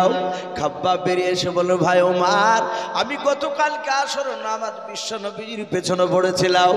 আমার নবীজি মোনাজাতে শুনে নাও, তোমার নাম আর আবু জেহেলের নাম কয়েকবার নিয়েছে, তার মধ্যে তোমার নামটা বারবার নিচ্ছিল। আমার মনে হয় ওগো ওমর ভাই, তোমার নামটা হয়তো আল্লাহর দরবারে কবুল হয়ে গিয়েছে, বলুন সুবহানাল্লাহ। ওমর বলল, ভাই ওসব কথা বাদ দিয়ে কি পড়ছেন একটু শোনাও। ওমরের সামনে দাঁড়িয়ে দাঁড়িয়ে খাব্বাব যে কোরআন শরীফ থেকে বাবাও, কেউ বলেছেন সূরা তাহা, কেউ বলেছেন বাপ যে তওবার, কয়েকটা আয়াত বাপ যে আপনার পড়ার উপর ওমরের প্রসঙ্গগুলো বাপ যে খাড়া হয়ে গেল। ওমর ডাক দিয়ে বলেছিল, ওরে বল, এত সুন্দর বাণী কোথায় পেলি বল। ওমরের বোন ডাক দিয়ে বলেছিল, ভাই যেই নবীর জন্য তুমি মারছিলেও সে নবীর ওপরে কোরআন নাযিল হয়েছে। ওমর বলল, বোন রে, ওই মুহাম্মদ সাল্লাল্লাহু আলাইহি ওয়াসাল্লামকে আমি দূর থেকে দেখলে কানে আঙুল দিয়ে হাত দাও, তার দিকে ভালো করে তাকাতাম নাও। ওরে বোন, ওর ওপরে যে কোরআন নাযিল হয়েছে এত সুন্দর যদি মধুর বাণী হয়, ওই লোকটার মুখ থেকে শুনলে কতটা মধুর লাগবে। বোন রে, আর দেরি করিস না, তাড়াতাড়ি সেই লোকের কাছে নিয়ে চল, তার জবান থেকে আমি কথাগুলো একটু শুনতে চাই। ওমর বাপজি নিজের বোন আপনার কি করলো ফাতেমা, ওমরের হাতখানা ধরে বাপ যে দৌড়াতে শুরু করলো নবীজির দরবারে। হযরতে সাইদ, ওমর আর বাবা, এইদিকে বাপ যে আপনার খাব্বাব, এরা তিনজনাই ওমরের সাথে সাথে বাপ যে চলে যাচ্ছে। ওমরের মাথায় মস্তানি বাপজি পাগড়ি বাঁধা আছে। আমার রাসূলুল্লাহ বাপজি কয়েকজন সাহাবাকে নিয়েও মক্কার বাপ যে একটা ফাঁকা জায়গা নবীজির দিনের বাপ যে কথা আলোচনা করেছিলেন, জান্নাত জাহান্নামের কথা বাপ যে শোনাছিলেন। কয়েকজন সাহাবা দূর থেকে বাপজি উমারকে দেখে বাবা চিনতে পেরে গিয়েছে।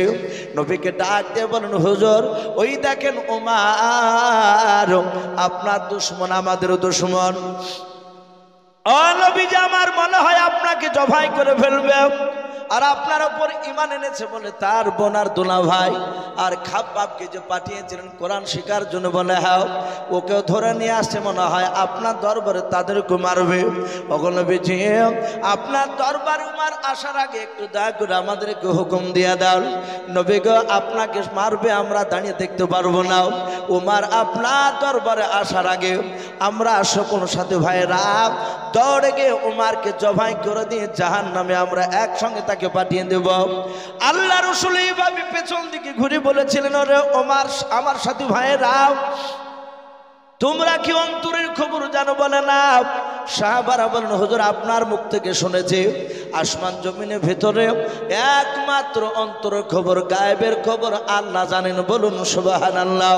ডাকে দিয়ে বলেছিলেন, ভাই ওরে আমার সাথী ভাইয়েরা, তাহলে তোমরা কেমন করে জানতে পারলে ওমর আমাকে মারতে আসতেছে? বলো হুজুর আপনার আমাদের দুশমন, তা আমরা ধারণা করছি মনে হয় আপনাকে মারতে পারে।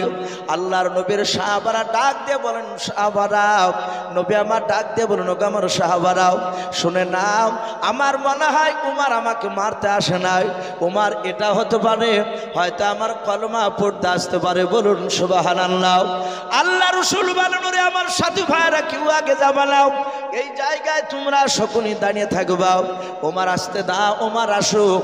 নবী আমার তাকে দেখলেন, বাপ উমর দৌড়ে চলে আসে আল্লাহ রাসূলের কাছে। বাপ যে আসার এক না দুই নাই রে বাবা, প্রায় 30, কেউ বলেছেন বাপজি 40 থেকে 50 হাত দূরে থাকতে আমার নবী আর দাঁড়িয়ে থাকতে পারলেন না।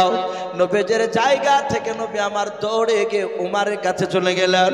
উমারের কাছে যাওয়ার পর নবী যে উমারের কলার খানাকে বাপজি জোরে ধরলেন।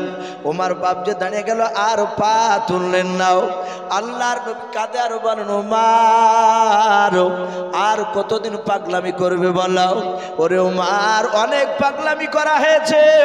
এই উমার, ওই দেখো তোমার সাথে ভাইরাও, তোমার ভয়ে প্রকাশ কলমার দাঁত দিতে আমরা পারি না। এই উমার, আর কতদিন পাগলামি করবে তুমি বলো? তোমার সাথী ভাইদেরকে নিয়ে শুনে নাও। বলো উমার, কবে থেকে তুমি ঈমানের দাওয়াত দিতে যাবা? বলুন সুবহানাল্লাহ। সাহাবাইকের আমরা বলেন, আমরা পেছন থেকে দাঁড়িয়ে দাঁড়িয়ে শুনছিলাম। নবী এমন ভাবে কাঁদছিলেন, উমারকে ডাক দিয়ে বলে, উমার রে, কবে থেকে তুমি তোমার সাথী ভাইদেরকে নিয়ে ইমানের কাজ করবে? উমার, যেমন তুমি আবু জেহেলের কথা শুনে তুমি এখানে দৌড়ে এসেছো, হে উমার, তুমি কবে তুমি আমার কথা শুনে দৌড়ে যাবে তুমি কলেমার দাওয়াত নিয়ে? আর পাগলামি করো না উমার, অনেক পাগলামি করা হয়েছে। হযরত উমার বিশ্ব রাসূলের চেহারার দিকে চেয়ে তিনি কাঁদছে, আর সহ্য করতে পারলেন না। চোখ দিয়ে পানি ঝরে যায়, তলোয়ারটা নিচে রেখে দিয়ে বলেছেন, ইয়া রাসূলুল্লাহ, ফিদা কাবি ওয়া উম্মি, ওগো নবী, আপনার পদতলে আমার বাপ মা বিসর্জন হয়ে যাক, বলুন সুবহানাল্লাহ। নবী এই তলোয়ার দিয়ে হয় জবাই করে, না হলে আপনি আমাকে ক্ষমা করে দিয়ে কলেমা পড়ে না। বিশ্ব নবী বললেন, ওগো আমার ওমর বন্ধু, আমাকে আল্লাহ দুনিয়ার বুকে বদলা নেওয়ার জন্য পাঠায় নাই, বলুন সুবহানাল্লাহ। আমাকে রাহমাতুল লিল আলামিন করে পাঠিয়েছে। নবীজি ওমরকে বুকের সাথে জড়িয়ে ধরে ক্ষমা করে দিলেন। ওমর কলেমা পড়লে সেই ওমর ডাক দিয়ে বলেছিলেন, ওগো আমার সাথী ভাইরা, আমি এই রসুলকে সেই দিন মারতে গিয়েছিলাম। ওমর বলছেন, হুজুর আপনি আমাকে ক্ষমা করে দেন। নবী হাসছেন আর বলছেন, ওমর রে, আমি কাঁদছিলাম, কিন্তু তুমি আমার উপর ঈমান এনেছো, আরো যে সাহাবারা ঈমান এনেছে আমি সকলকে ক্ষমা করে দিয়েছি, বলুন সুবহানাল্লাহ। হযরত আবু বকর বলছেন, হুজুর আপনি এখানে আমাদেরকে কেন ডাকলেন? এই মসজিদে একত্রিত কেন হতে বলেছে? রাসূল বললেন, ওগো সাহাবায়ে নাও, আমি একত্রিত হতে বলেছি একটা কথা বলার জন্য। বলে, কি কথা বলুন? নবী বলেন, আমাকে পূর্ণাঙ্গ ঈমান দিয়ে আল্লাহ পাঠিয়েছে, বলুন সুবহানাল্লাহ। পূর্ণাঙ্গ দিন দিয়ে পাঠিয়েছে, আমার পরে আর নবী রাসূল আসবে না। হে সাহাবায়ে কেরাম, শুনে নাও, এখানে অনেকগুলো সাহাবায়ে কেরাম আছে, সবাইকে না, মাত্র একজন সাহাবাকে আমি দেখতে চাই, আমি তাকে পাঠাতে চাই এমন একটা দেশে, সেই দেশের বাদশাহ, সেই দেশের নাগরিক, তারা কেউ আল্লাহ এবং রাসূলকে চিনে না। হে সাথী ভাইয়েরা, সবাই না, মাত্র একজন সাহাবা। কে যাবে বললো? সাহাবা জানেন যেই জায়গায় রাসূল বলছেন আল্লাহকে চিনে না, রাসূলকে চিনে না, ওই দেশের বাদশাহ, ওই দেশের নাগরিক, সেখানে কলমার দাওয়াত নিয়ে যা কঠিন না সহজ? বলুন, খুবই কঠিন। আমাদেরকে বাপজি বিভিন্ন জায়গা থেকে আসতে ভয় লাগে। গতকালকে বাপজি রানাঘাটের ওই এলাকায় একটা জবপুর বলে একটা গ্রামে জালসায় ছিল। রাত্রি 1টাতে নামলাম, সেখানে বলছে যে হুজুর এত রাত্রিতে যায় না, দেশ বিদেশে তো আবহাওয়া ভালো নাই। এখন ভয় হচ্ছে, আজ থেকে 5 বছর আগে ভয় হয়নি, যে কোথায় হয়তো কোনো বদমাইশ না জানে হয়তো আক্রমণ হয়তো করে বসবে কিনা। এখন অনেকই ভয় লাগছে। এই যে ট্রেনে মারামারি, যে রেজাল কারিমকে মেরেছে, অনেকই পার্সোনাল বলছে, ভাই ট্রেনে যেতেও ভয় লাগছে এখন। বাপজি আমার সোনা লালেরাও, আল্লাহ রসুলের সাহাবা জানেন ওই জায়গায় কলমার দাওয়াত দেওয়া সহজ নয়। নবীর একজন সাহাবা, হাদিসে তার নাম এসেছে হযরতে দাহিয়াতুল কালবি রাদিয়াল্লাহু তাআলা আনহু। খুবই সুন্দর সাহাবা ছিলেন দেখতে, এবং খুবই নবীর কাছের সাহাবা, দামি সাহাবা। উনি মসজিদে নববী থেকে দাঁড়িয়ে বলেন, ইয়া রাসূলুল্লাহ, আমি যেতে রাজি আছি সেই জায়গায় কলেমার দাওয়াত নিয়ে। নবী মুচকে মুচকে হাসছেন তার ইমানের জোশ দেখে। বলে, তুমি যাবে? বলে, হ্যাঁ। আল্লাহ রসুলকে বলুন, হুজুর আপনি চিঠি লিখে দেন। আর ওই দেশটার নাম বললো। নবী বলেন, দেশটার নাম রোম দেশ। কি নাম বললাম? রোম দেশ। আর ওই রোম দেশের সম্রাট হিরাক্লিয়াস, বুখারী শরীফে কয়েকবার তার নাম এসেছে। আল্লাহ রসুল তার বুদ্ধির প্রশংসা করেছিলেন, কিন্তু বেঈমান সে ছিল। নবীজি বাপজি লিখতে জানতেন না, এটা আমরা সকলেই জানি। কারো কাছে লেখাপড়া করেননি, এই জন্য নবীকে উম্মি বলা হতো। তাই বলে নবীজি আনপাড় জাহেল এইরকম শব্দ ব্যবহার করা যাবে না নবীর সামনে। নবী লেখাপড়া জানতেন না, এটা সত্য। তাই বলে নবীর জ্ঞান কি কম ছিল? কথা বলুন, নবীর জ্ঞান কম ছিল না। আজও জন্মায়নি, কিয়ামত পর্যন্ত জন্মাবে না নবীর জ্ঞানের মতো লোক আর আসবে না পৃথিবীতে। আমার বিশ্ব রসূল তার একজন সাহাবা আব্দুল্লাহ বিন মাসউদ রাদিয়াল্লাহু তাআলা আনহু, নবীজি তাকে ডেকে বললেন, আমি যা বলছি তুমি লেখো। আল্লাহ রসুলের কথা, জবানি কথা, নবীর আর সাহাবা তিনি লিখলেন। লেখার পরে বিশ্বনবীর হাতে একটা আংটি থাকতো, চাঁদির আংটি। কিছু মনে করবেন না, মুফতি সাহেবের সাথে আলোচনা করবে। আমাদের অনেক মানুষকে দেখা যায় হাতে 4টা 5টা পর্যন্ত আংটি ভরা থাকে, তামা, চাঁদির, সোনার। কিন্তু অথচ শুধু চাঁদির 4 আনা চাঁদি ছাড়া আর ব্যবহার করা যায় না। সোনার আংটি যদি ব্যবহার করেন বাড়িতে নয়, মুসাফির হালাতে কোনো জায়গায় ব্যবসা করতে যাচ্ছেন সফরে, সেক্ষেত্রে ব্যাপারটা আলাদা। বাদ বাকি বাড়িতে সোনার আংটি হাতে দিয়ে ঘুরিয়ে বেড়ানি। আমরা ভাবছি মাঝে মাঝে হাতে দিয়ে দেখেছি, কথাটা মিলালছে। এখন তো ভাবছি যারা বিয়ে করছে না কিনলেও শ্বশুরবাড়িতে একটা আংটি পাচ্ছে, তো আংটি হাতে নিয়ে ভাবছি নমাজ পড়তে গেলে, পাড়াতে ঘুরলে অটোমেটিক ভিতরটা একটু কেমন মনে হয়, অহংকার চলে আসে। লোকের সাথে কথা বলে এভাবে আঙুলটাকে উঁচিয়ে করতে মন যায়, মানে দেখুক যে আমি সোনার আংটি হাতে দিয়েছি। এটা পরীক্ষা করে দেখবে, এতে অহংকার, তাকাবুর চলে আসে। তো রাসূলুল্লাহ বাবজি আংটিটা ব্যবহার করতেন, তাতে নবীর নাম লেখা ছিল। বলুন আলহামদুলিল্লাহ। কে কেউ বলেছেন কলমা লেখা শুদ্ধ ছিল, লা ইলাহা ইল্লাল্লাহু মুহাম্মাদুর রাসূলুল্লাহ সাল্লাল্লাহু আলাইহি ওয়াসাল্লাম। ওই যে নবী লেখাপড়া জানতেন না, নবী চিঠি লিখে নিতেন সাহাবার মারফতে, যে নবী স্ট্যাম্প স্বরূপ, মোহর স্বরূপ ওই আংটিটা কালিতে ডুবে স্ট্যাম্প মারতে। ওই কাগজখানা যেই পেত, যার কাছে পৌঁছাতো, সেই কাগজে স্ট্যাম্প মারা দেখে বুঝতো এই চিঠিখানা মুহাম্মদ সাল্লাল্লাহু আলাইহি ওয়াসাল্লামের তরফ থেকে এসেছে। এই জন্য বাবজি রাসূলুল্লাহ চাঁদির আংটি ব্যবহার করেছিল। আমার বিশ্ব নবীজি বাবজি চিঠিখানা আংটির মোহর মেরে দিয়ে দাহিয়াতুল কালবিকে কাগজটা জোরে ধরে দিলেন, বলে ঘোড়ায় চেপে চলে যাও। এই দাহিয়াতুল কালবি তার দরবারে হিকমতের সহিত কথা বলবে। বলুন আলহামদুলিল্লাহ। হিকমতের সহিত কথা আমাদের নেই।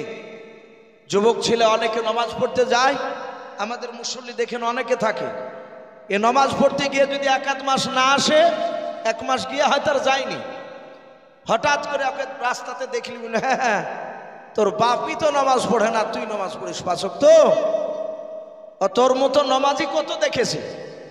এই যে কথাটা, এটা হিকমতের কথা নয়। তাকে যদি বলা হতো যে বাবা, যদি তার চাচা সম্পর্ক হয় বেটা, যে বাবা মসজিদে 1 মাস নামাজ পড়ছিলে, জামাতটা ভালো লাগছিল, 1 মাস থেকে যাও না বাবা, তো মসজিদটা ভালো লাগে না, ফাঁকা ফাঁকা মনে হয়, বাবা যাও না কেন? ওর প্রশংসা করলে দেখবেন সে চিন্তা করবে, সে যে কোনো একটা অজুহাত দেখাবে।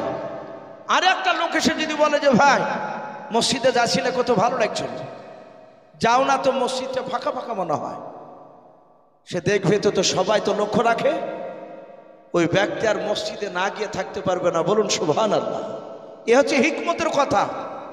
আর প্রথমে যদি বলেন তোর বাপই তো পড়ে না, তা তুই পড়িস, ও জানতাম যে তুই 1-8 মাস পড়ে আর পড়বি না, তা ওটা যাবি না। আল্লাহ রসুল বলেন, এই সাহাবা দাহিয়াতুল কালবি। রোম দেশের সম্রাটের দরবারে সম্রাট একাই থাকে না, রাতে দিনে মিলে তার কাছে 5000 লোক তাকে যুক্তি পরামর্শ দেয়, সাবধানে হিকমতের সহিত কথা বলবা।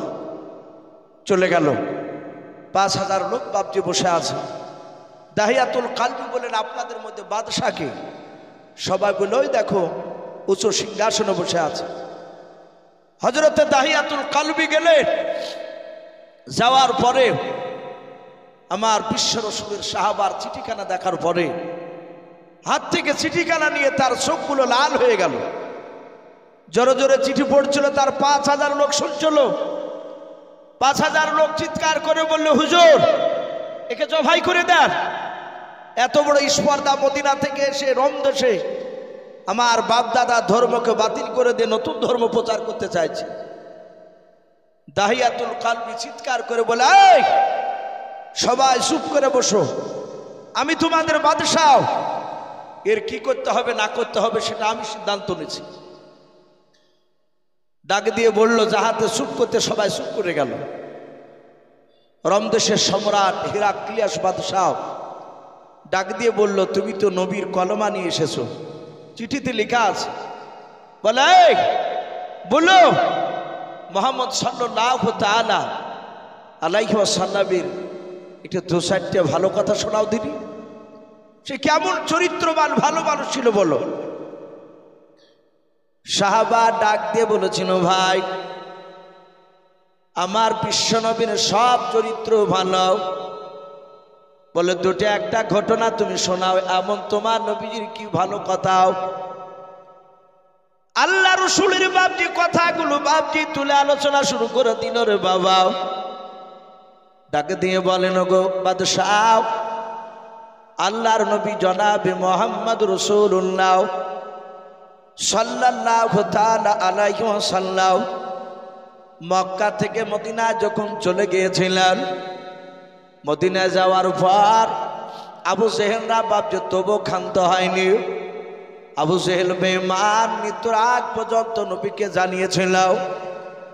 আবু জেহেল বলল, মক্কার লোকেরা মুহাম্মদ সাল্লাল্লাহু আলাইহি ওয়াসাল্লাম মক্কা থেকে মদিনা যাওয়ার পর শুনে না মদিনায় গিয়ে কলমার দাওয়াত দিতেছে। কে আছো? এই মক্কা নগরী থেকে ছদ্মবেশ ধরে তোমরা মুহাম্মদ সাল্লাল্লাহু আলাইহি ওয়াসাল্লামকে মদিনায় গিয়ে কে মারবে বলাও। হযরত দাইয়াতুল কালবি ডাক দিয়ে বলেছিল, বাদশাহ ওই সময় মক্কার বেঈমানদের মধ্যে থেকে একটা বেঈমান, তার নাম কিতাবে এসেছে উমাইর। কি নাম বললাম? উমাইর। উমার ফারুক রাদিয়াল্লাহু তাআলা আনহু, উনি না, ইনি আলাদা। উমাইর ডাক দিয়ে বলেছিল, আমি যেমন খুশি তেমনি আমি সাজতে পারি, আমার ছদ্মবেশ আমি ধরতে পারি, আমি তাকে মারতে যাব।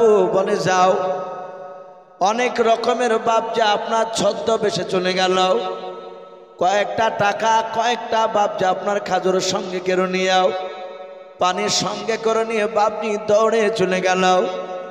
মদিনায় যাওয়ার পর মনে মনে চিন্তা করেছে, নবী কোথায় আছে তো আমি জানি না, আর শুনেছি মসজিদে নববীতে নাকি আছে, কিন্তু কোথায় মসজিদে নববী জানি না।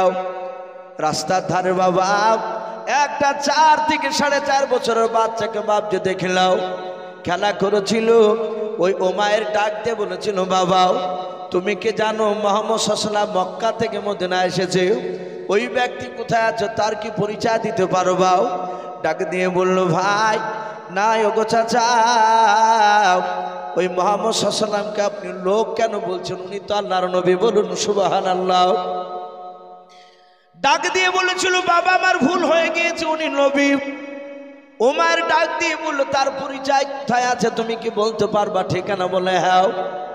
বলে সামনের দিকে চলে যাও, যাওয়ার পর ডান দিকে একটু রাস্তা দেখবাও, ব্যাকে গিয়ে দেখবা মসজিদে নববী। বলে হ্যাঁ, ওই মসজিদে নববীতে আমার বাপ চাচারা তার কথা শুনতেছে। বলে ভালো হলো, আমি পরিচয় পেয়ে গেলাম।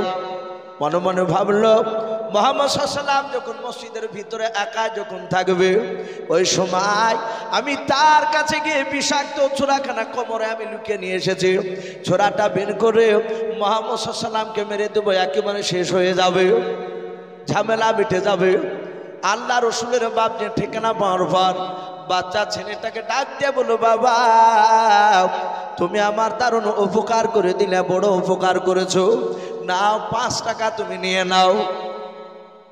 ওই বাচ্চা ছেলেটা ডাক দিয়ে বলেছিল, চাচা আল্লাহ রসুল বলেছেন মানুষের উপকার করে নিয়ে তার বিনিময়ে টাকা নিতে নাই। বলুন সুবহানাল্লাহ। ওগো চাচা টাকা নিব না। যখন এই কথা বললো, আর ইহুদি ওই বেঈমান উমাইর বাপজি মনে মনে চিন্তা করেছে, আরে ওই মুহাম্মদ সাল্লাল্লাহু কয়েক মাসের মধ্যে মক্কার নয় মদিনার একটা 4 থেকে 4.5 বছর বাচ্চাকে জাদু করেছে।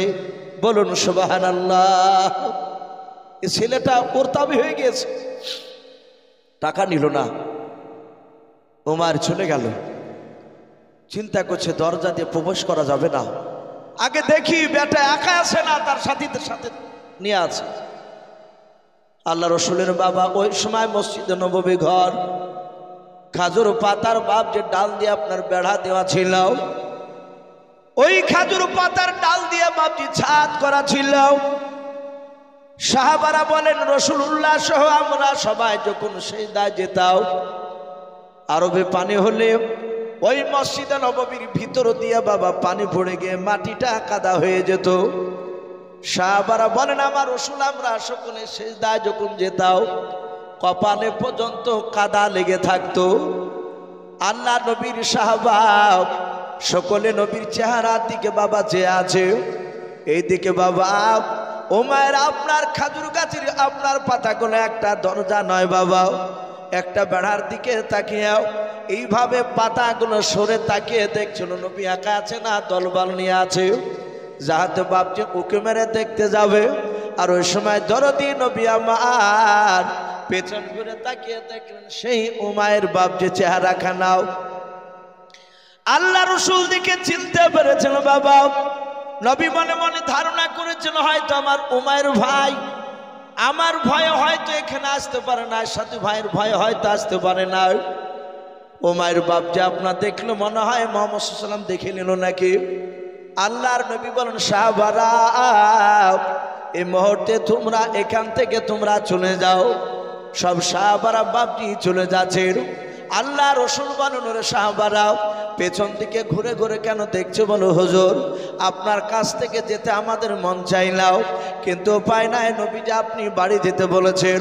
আল্লাহর নবী বলেন এখন চলে যাও কিছুক্ষণ পর আসবাও। যাহাতে সাহাবারা চলে গেলেন। আল্লাহর নবী আমার পেছন দিকে এইভাবে ঘুরে ডাক দিয়ে বলেছিলেন ওরে আমার উমায়ের ভাই আর মসজিদে নববীর পেছনে লুকিয়ে থেকো না, দাঁড়িয়ে থেকো না। ওরে ভাই আমার সাথী ভাইরা কেউ নাই, আর ভয় করো না, তুমি চলে এসো। উমায়ের বাপজি বুঝতে পেরেছি তো দেখে নিয়েছে। উমায়ের বাপজি দরজা দিয়ে যখন মসজিদে নববীর দরজা দিয়ে যখন প্রবেশ করলো ডান পাটা বাপজি আপনার পা ভরেছে আর দরজার বাম দিকে তাকে তাকে দেখতেছিল আল্লাহর নবী জনাবে মুহাম্মদ রাসূলুল্লাহ সাল্লাল্লাহু তাআলা আলাইহি ওয়াসাল্লাম ডাক দিয়ে বললেন ওরে উমায়ের ভাই আমার কোন সাহাবা মসজিদ নববীর দরজার আড়ালে কেউ একজনাও লুকিয়ে নাই। ওরে ভাই উমায়ের ভয় করো না, তুমি কাছে এসো। উমায়ের বাপটি নবীর কাছাকাছি চলে যাচ্ছে, একেবারে যাহাতে কাছাকাছি চলে গিয়েছে বাবা আল্লাহর নবীজিকে বাপটি মারার জন্য এভাবে কোমরে বাপজি ছুরাখানা বের করার জন্য উমায়ের হাতখানা বাপজি নিয়ে গিয়াও যাহাতে ছোনাটা বের করে নবীকে মারতে যাবে। আল্লাহর নবী জনাবে মুহাম্মদ রাসূলুল্লাহ সাল্লাল্লাহু তাআলা আলাইহি ওয়াসাল্লাম ডাক দিয়ে বললেন ওরে আমার উমায়ের ভাই তাড়াতাড়ি বলো আজ 3 মাস পার হয়ে গেছে রে ভাই মক্কা থেকে মদিনায় আসা আবার। ওরে ভাই উমায়ের ভাই মদিনা থেকে আমি এখনো মক্কার জমিনে আমি আর পা দিতে যাইনি রে ভাই, তাড়াতাড়ি বলো তোমার মা যে বিছনাগত হয়ে পড়েছিল, তোমার আব্বা যে অসুস্থ হয়ে পড়েছিল। ওরে ভাই উমায়ের তাড়াতাড়ি বলো তোমার আব্বা মা কেমন আছে বলো। উমায়ের বাপ যে ছোটাখানা বের করতে গিয়ে আর বের করলো না। নবী আমার এক এক করে বাবা মক্কার যারা অসুস্থ ব্যক্তি ছিল, যারা বৃদ্ধ মানুষ ছিল বাবা, যারা বৃদ্ধা মহিলা ছিল, আল্লাহর নবী এক এক করে বাপটি নাম করে এবং যার চাচা হয় যে সম্পর্কে এবং মামা হয় এবং বাপটি বোন হয় সে সম্পর্ক দিয়ে রাসূলুল্লাহ মিষ্টি আওয়াজে ডাক দিয়ে বলছিলেন ভাই উমায়ের বলো অমক অমক অমক ব্যক্তি কেমন আছে বলো। হযরত উমারের বাপটি দিলটা বাপটি নরম হয়ে গেল। উমার মনে মনে চিন্তা করেছে হারে এই লোকটাকে আমরা মক্কা নগরে চিনতে পারি নাই, আমরা তাকে পাথর দিয়ে নাই, আমরা তলোয়ার নিয়ে ঘুরেছিলাম, গোল করে ঘেরাও করে নিয়েছিলাম। যে দিনকা মুহাম্মদ সাল্লাল্লাহু আলাইহি ওয়াসাল্লামকে মক্কা থেকে তাড়িয়ে দিয়েছিলাম এর উচিত ছিল ওর শাহবাদীকে লেলিয়ে দিয়ে আমার উপর অত্যাচার করাও, কিন্তু আমাকে অত্যাচার না করে উল্টো আমার মা বাপের খবর নিচ্ছে। ডাক দিয়ে বলেছিল হুজুর দয়া করে আমাকে মাফ করবেন, আপনাকে আমি দেখেন বিষাক্ত ছুরা নিয়ে মারতে এসেছিলাম।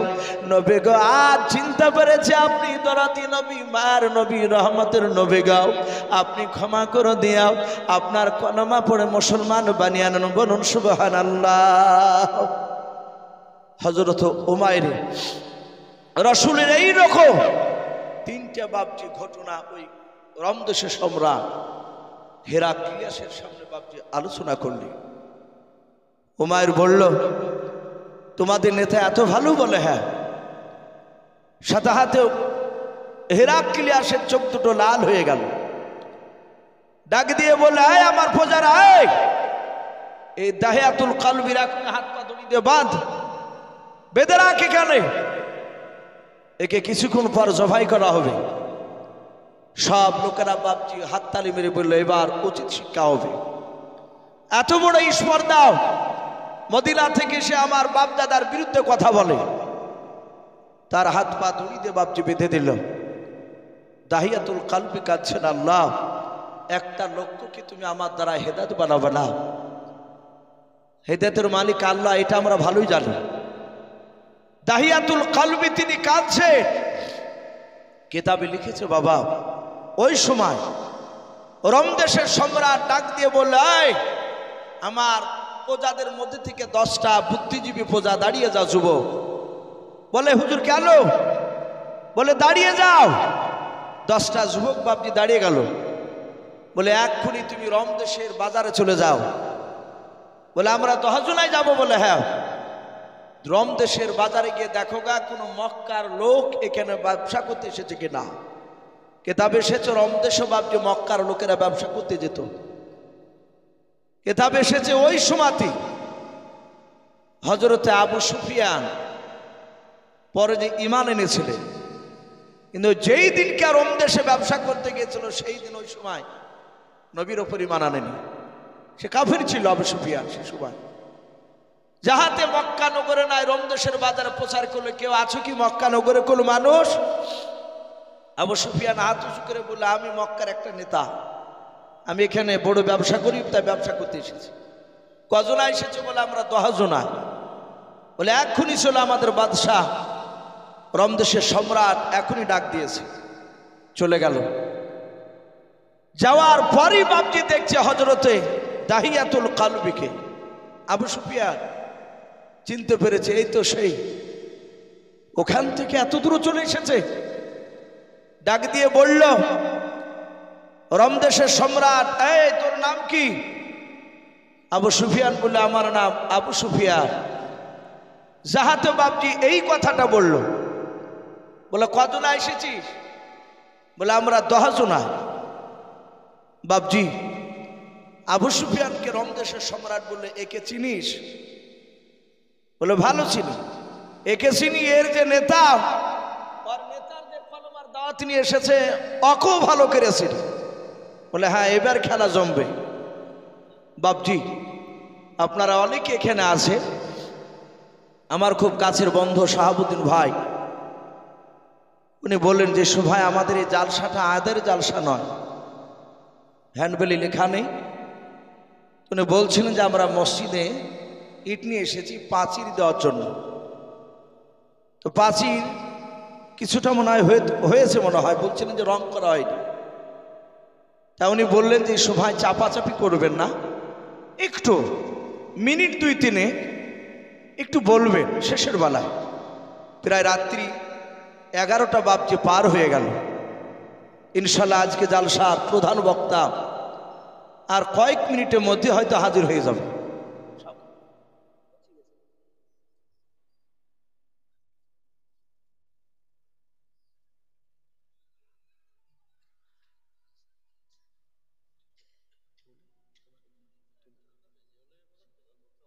তো ভাই যাই হোক, আমি বলছিলাম যে বাপজি যে মসজিদের জন্য হালকা করে খাতাতে লেখা হবে না। যদি বলেন যে ওয়াদা থাকলেও, বলে না, ওসব ওয়াদা লেখা হবে না।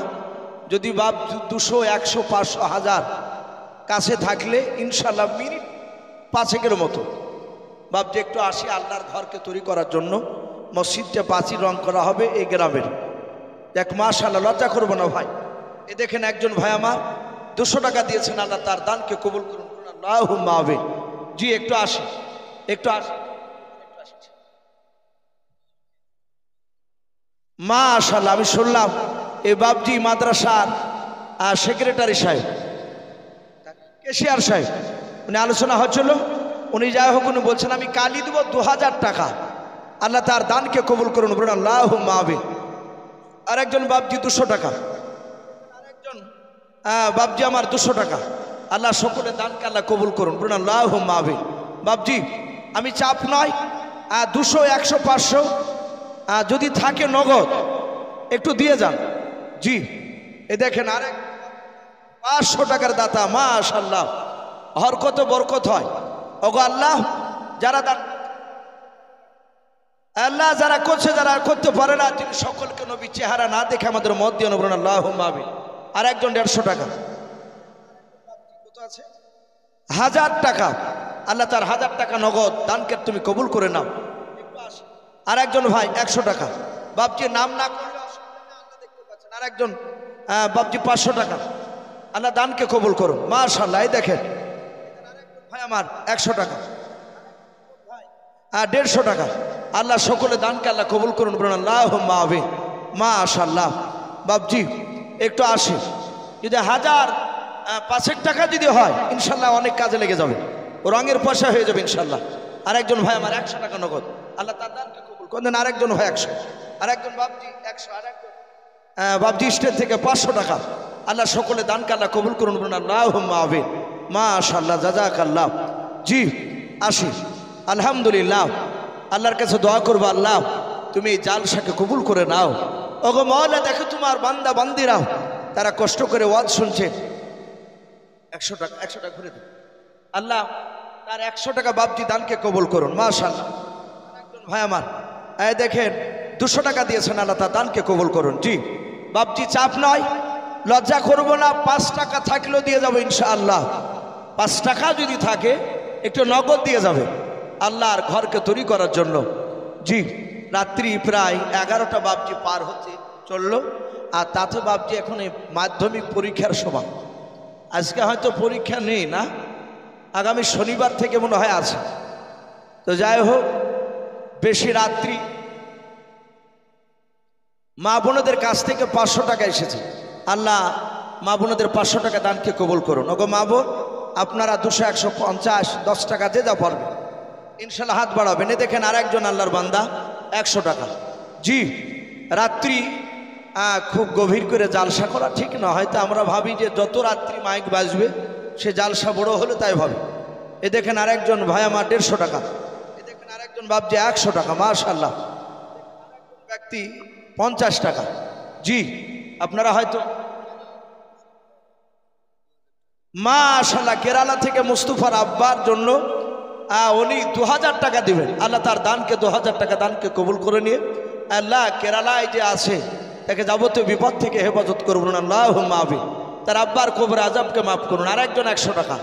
আল্লাহ তুমি আলিমুম বিযাতি সুদূর, তুমি সকলের অন্তর তুমি জামিন। ওগো মাওলা তুমি সকলের দানকে কবুল করো না, যারা দিতে পারে না তাদেরকে কবুল করে নাও। 100 টাকা আল্লাহ কবুল করুন, বলুন আল্লাহ। জি মাশাআল্লাহ। এ দেখেন বাপজি 50 টাকা, আল্লাহ তার দানকে কবুল করুন, কবুল করুন। আল্লাহ তুমি সকলের দানকে কবুল করে নাও। মোলা আজকে জালসার মাহফিল কবুল করে না। আরেকজন ভাই আমার 50 টাকা দিয়েছে তোমার ঘরকে তৈরি করার জন্য। ওগো মহল্লা তোমার রসুল বলেছেন কিয়ামতের ময়দানে সব ধ্বংস হয়ে যাবে, মসজিদ ধ্বংস হবে না, মসজিদ অক্ষত অবস্থায় উঠে যাবে। ওগো মহল্লা এই মসজিদে যারা টাকা দান করছে তুমি সেদিন আল্লাহ তুমি তাদের সহায় হয়ে যায়। মাশাআল্লাহ দেখেন মা বোনদের কাছ থেকে আবার 500 টাকা। আল্লাহ সকল মা বোনের দানকে কবুল করে নিয়ে আল্লাহ তুমি মা বোনের ইমানটা হযরতে মা ফাতেমা জোহরা রাদিয়াল্লাহু তাআলা আনহার মতো ইমান বানিয়ে দেন, আল্লাহুম্মা আমিন। ভাই আলহামদুলিল্লাহ যথেষ্ট আপনারা